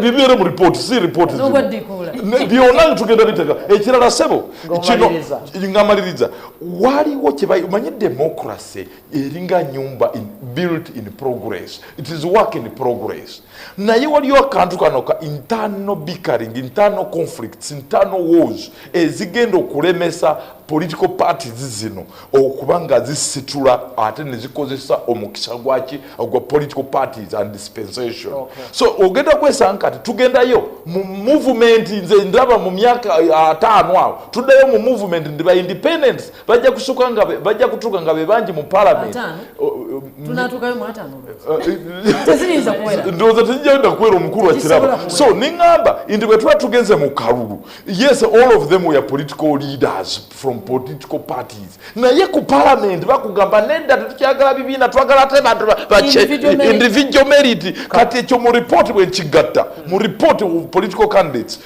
tuyina okwegendereza tujja kutuka nga constitution yeno tuyina ogikwatamu tunoonye engeri gye tuggulawo olugi tugende mu kulaba nti buli muntu nze nkiraba kyayogedde olwedde mu MPs tweyanziza nnyo mukulu Milton oyo nno ye omu ku balondoola akalulu ak'eggwanga erya Uganda era asuubiza nti gye bujja mu bbanga eritasooka myezi 6 agenda kubanga naye afulumya alipoota ye ku ebyo byatunuulidde akalulu k'eggwanga erya Uganda nga bwe katambudde. Rachel nga tuva ku nsonga eno ey'aba abalondoola akalulu kano bw'otunuulira ebigambo ebyogeddwa buli ludda bw'owulira bannaffe abakomesa omukago ogwa komesa omukago ogwa East African Union na bonna waliwo bye balaze nti birina okubanga birowoozebwako mu kulonda okunajja 2031 oba okulonda kwonna okunaaba kuliwo tulina obwesige nti gavumenti n'akakiiko ak'ebyokulonda ebimu ku bino ebirowoozo ebibaweebwa babiteeka mu nkola okulongoosa ensobi eziba zikoleddwa mu kalulu. Ekisooka bantu abalondola akalulu nzijukira mu biseera ebyemabegakaawo abamu ku basaale mu mbeera eno babeeranga bakyeruppe oba balazeewa sigamba nti tulina okuba nabo naye ekyo kindowoozesa nti waliwo bye tutannaba kuwulira ku mbeera eno omukyalo ono abadde akkaatiriza wa East African kwanza oyo gwe mpuliriza ennyo abalala ebyuma bibadde fane ayogedde buli kyamaze okwogera ngaga nti polling stations zetwalabye zenjogerako ekyo buli kyayogedde ng'akikola atya ekitegeeza gwe bw'ogamba nga madam kyayogedde nti wabaddewo abantu abeekoze obusolosolo ebyo tebagenda byogerako kubanga tebabirabye oba we banaakoma oba alipoota endala gyeri eyo mu maaso kyotalabye ekitegeeza nti tekyaliyo simanyi oba yiyo enkola yammwe ssebo kyendowooza ntikyo akalulu kano ak'eggwanga erya Uganda bw'otunuulira obulunga bwe bubeera n'abalondoola ab'ebibiina ebyobufuzi naddala wano mu ggwanga erya Uganda buli muntu akola alipoota ye ate wabeerawo embeera ng'egenze nga mu kooti waliwo ajuliza nti nga kye twalaba mu kifo gundi tulowooza kyandibadde kirukolamu ennongoosereza okuyambako embeera efaanaganako ng'eyo okutangira kandi kireete mu ngeri endala abantu bano batulaga ku TV ezitali ezanjawulo nga bagenza okusisinkana bakandidate bano ndoza babamalayo kati ebyo byo bye baawulira ebyo byo bali biwandiikako ddi buli we bagenda abantu abo bayogera ebintu ebitali bimu ebintu ebyo bitali bimu nze ndowooza mwe mwavaamu ono omukyalo koona ku kano nti senga abantu balambulula ennyingiza ssente gye baazijja sirowooza nti ebyo mu observing gye bajja information yeyo oba ntegerekeka oba information yene eyogera ku financing of political activities yaginotinze ye nga observer toyinza kuŋŋamba nti bwe yagenze mu Kisenyi 1 n'alaba abantu abalayininga gye yategeeredde nti voter financing erabika teri equal kati bino ebirala ebyabategeezebwa abantu abo basisinkana byo nga tebabikoonyeeko kyembuuza ate munnaffe wano anaatubuulira ebyo bali byogerako mu maaso eyo kubanga ebyo kitundutundu kuwe tuli wano gwe bw'oba observinze lwaki otaddemu nebyobutabserve some of the things you could not have observed you must have heard them why are some of the things ebirala byowulidde byo tetubiwulirako kyekimbuuzisizza nti mu kutandika mu biseera ebyemabega twabeeranga n'abantu bangi okusingako bano naye ku mulundi guno kirabika twekuumidde wano oba kirungi awo simanyi twekuumidde nnyo wano mu baneiba n'abalala abeesuddeko naye era nga bakulukalu lwabaki bannaffe abava ewalala omulimu guno babadde bagukola bubi lwekyo nsuubira nti bw'otunuulira emabegakaawo President wa America Donald Trump bwe balonda eggwanga lya Venezuela twawulira omukulembeze w'eggwanga erya Uganda ng'akunga baddugavu banne nti bave ku by'abantu ab'ebweru wa Africa obudde butuuse ffe ng'abaddugavu okwekolera ku nsonga zaffe kubanga zikwata ku ffe ng'abaddugavu bw'olaba nti Uganda okuva 1962 bwe twafuna obwetowaze tuyingidde emyaka 60 oyinza okulowooza nti abaddugavu obudde butuuse ffe nga bino ebyakolebwanga abazungu okujja ne batukolako alipoota ndowooza ye alowooza kyandiwoomye nnyo abaddugavu ffe nga abaddugavu okwekolako alipoota ne twekyekinga nga tetwesigamye ate ku bamagulumeeru kyankireeta engeri endala guno gwakusatu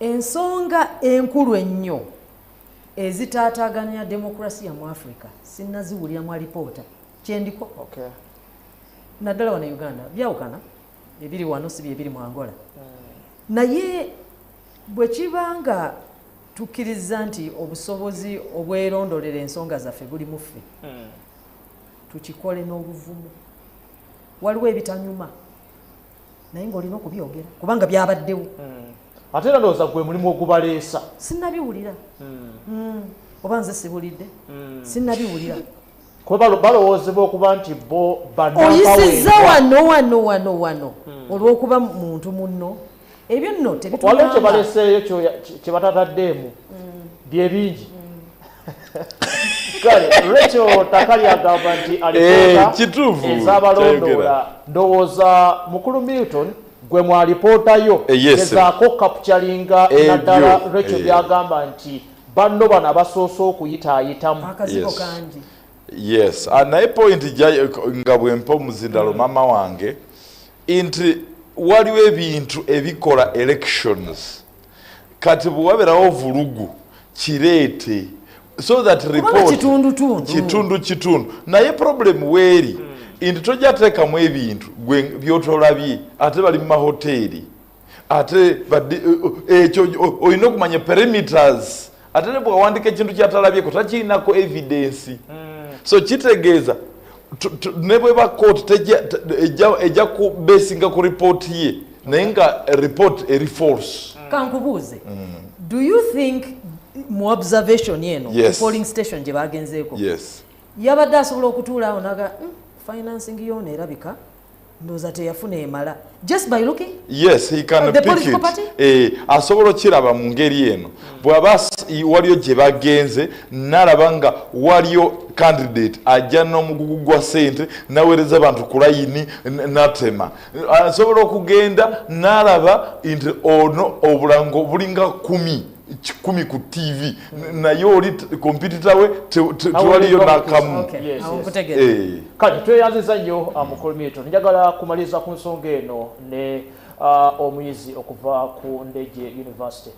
Bw'olaba bino byonna ebitambula n'amaloboozi Rachel ne mukulu Milton, gwe nga omuvubuka alaba Uganda gyeraga kikyowulira muli?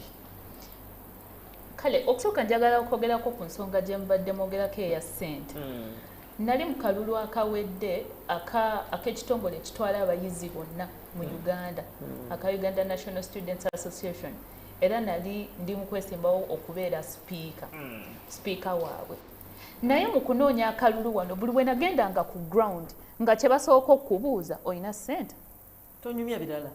Sinakindi wali omuntu musajja nno mukulu yambuuza nti omuntu buli wajja mu kalulu kimu tuba tumanyi mwenna muyina ssente kati togenda ng'ogamba abantu nti omanyi ffe abavubuka tulina okwebereramu ate nze sirina ssente naye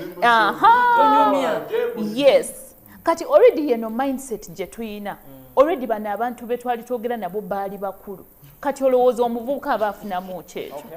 Yes, so at a point in time kubanga I think kyekino ekimu ku biviiriddeko abavubuka abasinga okuva ne mukana akalulu aka national nti abantu abasinga bazze ne webeera primaries tosobola kubeera muvubuka ng'olina emyaka 25 ng'ogenda vuganya n'omuntu abadde mu parliament oba sinakindi abadde mu system ng'ali economically capacitated ayina ssente okusinga. Nabadde ndaba mu kalulu aka Mbale Industrial constituency waliwo omuyizi owa senior ey'omukaaga yabadde yakamala senior ey'omukaaga mu kalulu konna yamalidde mu kifo kyakubiri. Tolowooza nti oyo ajjawo kye mugamba nti abantu batunuulira ssente omwana amaze senior ey'omukaaga n'asobola okunoonya akalulu abantu ba Mbale Industrial Division ne bamuteekamu obwesige ekyenkanidde awo yabadde alina obuzito bwa ssente oba message gye yabadde asindika eri abalonzi. Njagala tukkirize ffenna nti akalulu ka leero tosobola bbeera mu kalulu nga tolina ssente kyekituufu. Some advantages abavubuka ze babeera nazo kubanga kati nze akalulu nali nkabaddeko ko nekubadde si ku ddaala erya waggulu nnyo but it was national kubanga akalulu twali tukanoonya in the whole Uganda like districts zonna nti omuntu waba ne tugambe like prominent background nti alina famire nga y'amaanyi gy'avaamu eba esobola omupushinga naye njagala tukkirize nti si buli muvubuka alina eyo background esobola omuwaaki omupushinga oba okumukwatirako mu buno obululu. The truth of the matter is abavubuka bangi mukana akalulu naddala akamyufu baavaamu lwa nsonga tebalina ssente zimala. However, ekyo naffe kitukwatako ng'abavubuka tulina mindset nti leero bw'ogenda n'osaba muvubuka munno akalulu agenda kubuuza omugaati guliwa. Okitegeera nti that is the mindset. Kituzaayo wali we tubadde twogera ku ebintu ebizimba ffe ng'abavubuka oba bannayuganda okutwaliza awamu. Lwaki omuntu aba akola laale ng'agenda just kukuba music? That is all mindset. Nti abavubuka bw'okola laale oba olukuŋŋaana lwonna n'obayita ng'ogenda kwogera bigaso okutandikira ku kisooka ne kukiddako bagenda gamba ate ono yatuyise eki like bibowa okitegeera yeeyo mindset. Kati buli bwe tubeera n'endowooza eyo ng'abavubuka nti ffe okusooka okufunamu ekintu tulina ekisooka olina tuwa ssente. Omuvubuka tagenda kujja nga tomuwadde ssente omugaati mba nfuniramuwa okitegeera. Buli we tukula nga tulina eyo endowooza still bajja sigala nga batukozesa ng'abavubuka kubanga already kati eddagala baba balifunye. Baba bamanyi nti bano abavubuka kasita obeera ne exactly babeera kyandibadde kikolebwa. Nze ŋŋamba ffe ngaffe abavubuka tuba tulina okwekolamu omulimu. Kubanga kigambo mindset change omuntu tagenda kujja newankubadde wetuwangaalira bajja fine like maybe the leaders ne wetukulidde they contribute so much ku mindset change. Naye gwe ng'omuntu like it comes back to us. Kikomawo gy'oli nti what do you want? Woba ng'oyagala Uganda okukyuka gwe nga gwe okoze eki okucontributinga ku Uganda eyo empya gy'oyagala. Nti togenda kugamba nti njagala Uganda ekyuke naye nga gwe kamwa koogera we bakugamba nti tugende wano naye tewali ssente tosobola kuva mu kifo. Okitegeera? So it comes back to us as individuals. Abavubuka yes patriotism omuntu waba tayagala nsi ye wali ebintu byaba tasobola kukola naye buli bw'oyagala ensi yo ng'ogyagaliza sinakindi oyagala okulaba enkyukakyuka oba ne Uganda empya gwe nga gwe kiba kikakatako ng'omuntu to live a life of purpose. Tweyanziza nnyo Halima oyo nno ate mwami mayanja nga tetunakale nga tunava omu ku bareporters baffe alina ekitundu abadde ku candidate y'omu n'agamba candidate ono bambi nga buli lwagenda okukampeininga awantu mubabe bennyini gyazaalwa nga bamuyimbira PDM mbu ne bamugamba gw'otuwa 5,000 kale nnyo mutwalo oli ali mu kakadde.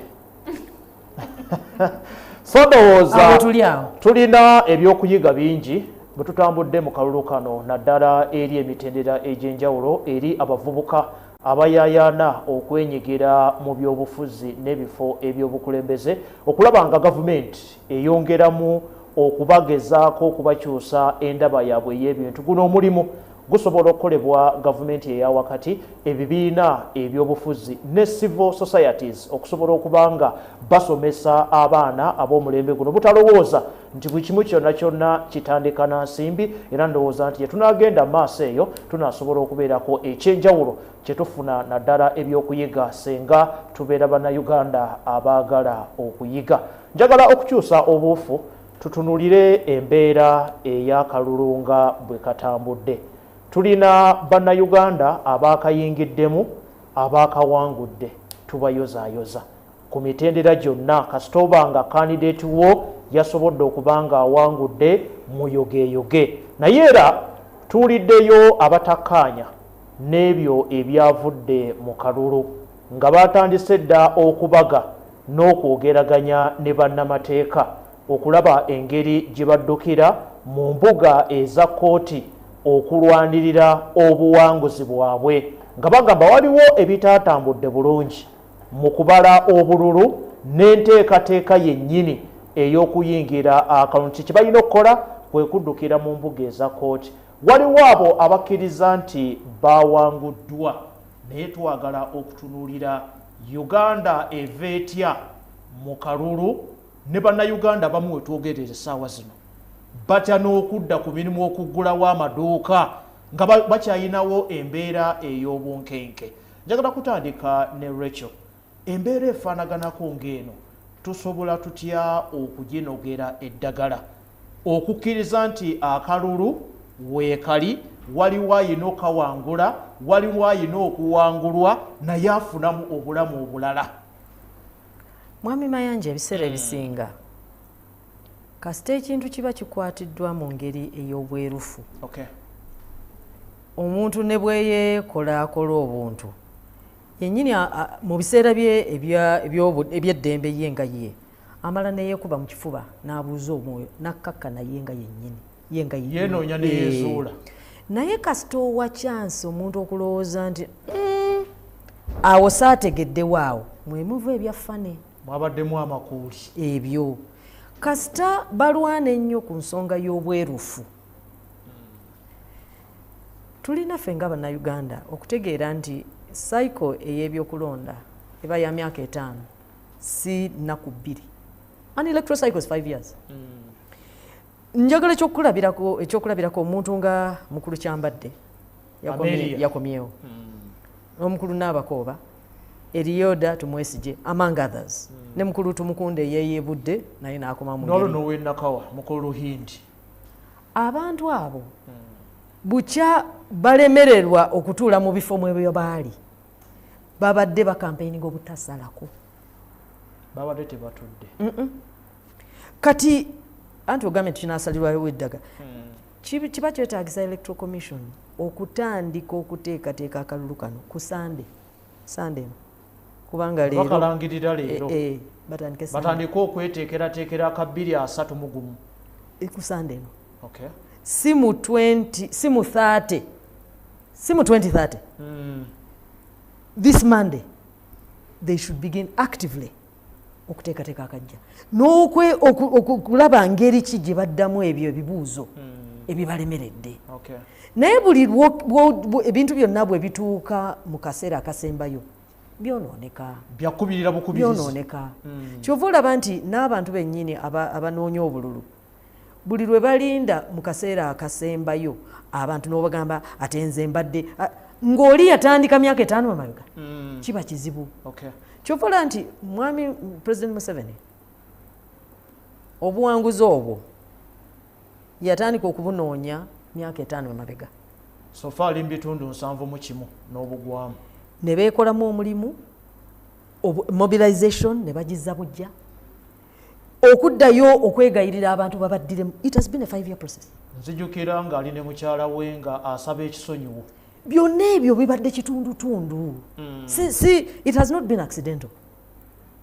Era n'okuba nti nze nzikiriza nze nga nze sirina bwino nti abantu abalonze abasingira ddala ba NRM nga party nze bwe ndowooza nze nga nze it is not scientific nti bagenze mu bantu abaabwe ne babagamba olina okulonda babakunze ne babakuyega bonna nze ndowooza NRM as a party be basinze okulonda abantu bano abalala Mr. Mukulu Wine abo 20% nze I believe these figures are rather accurate.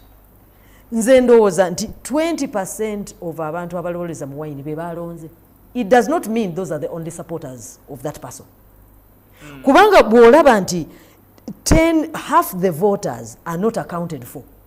Mwabo mulimu abasobola okulonda naye oba either baaganye buganye obanga tebali mu register oba baatiisiddwa ensonga ezitali zimu oba ekyo kiba kikulu nnyo okumanya lwaki abo abantu tebazze. Osobola okubeera n'abalonzi abakukiririzaamu ne batalonda. Kati opposition parties zirina okuddayo okulaba abantu be bamanyi nti bali ku lwabwe lwaki tebazze. Naye ebyo tebitandika mu 4th year. It starts on Monday. Omuntu kati nze ndowooza NRM yasinze ensumika mu ku energizing their base. Nze bwe ndowooza nze nga nze. Era their base be basinze to participate in this election. It doesn't mean nti bali abataalonze babadde tebasobola okulonda ne balina ensonga zaabwe. It should be a concerning issue for this country. Kubanga kati Byabakama bwe yabadde planningira eggwanga ya planningid 21 million. 10 came. Is that a good thing? It cannot be a good thing. It is not a good thing. Endaga abalonzi obukadde 21 n'obugwamu. Kankitwale ku another level to see how bad this thing is. It means that you're on the mandate of half the voters. It is bad. Etundutundu eddene baje. Ekitegeeza 5 ku buli 100 tebali mu bintu bino oli kululwo ne 1 kyakubiri. That's how disastrous this situation is. Rachel, olese jenjagala okubaganyako ebirowoozo namu. Kubanga tibotunuulira nti akakiiko ak'ebyokulonda mu kulonda okwa 2021 kaatulaga nti omuwendo gw'abalonzi baali obukadde 18 naye abajja baali balala abajja okulonda ku olwo tebaatuuka na hafu ya kitundu ekyo ate ku mulundi guno ne batulaga nti beeyongedde abawandiisizaayo obukadde bulala 3 again ne bagaana okulonda 21 naye bw'otunuulira okulangirira okusembyeyo atulaze nti abantu obukadde 10 n'emitwalo 6 beyakafunako naye nga ebitundu 93 ebyabo abalonze amaze okubiri kitegeeza tusigazaayo ebitundu nga 4 era kikulaga nti ne ku mulundi guno banauganda obungi tebalonze kati ekyo kikutegeeza nga bwe ngambye nga bannange tebannaba kujja nti going forward kati tetukyalina bye twogera nti pate gundi ebyo byawedde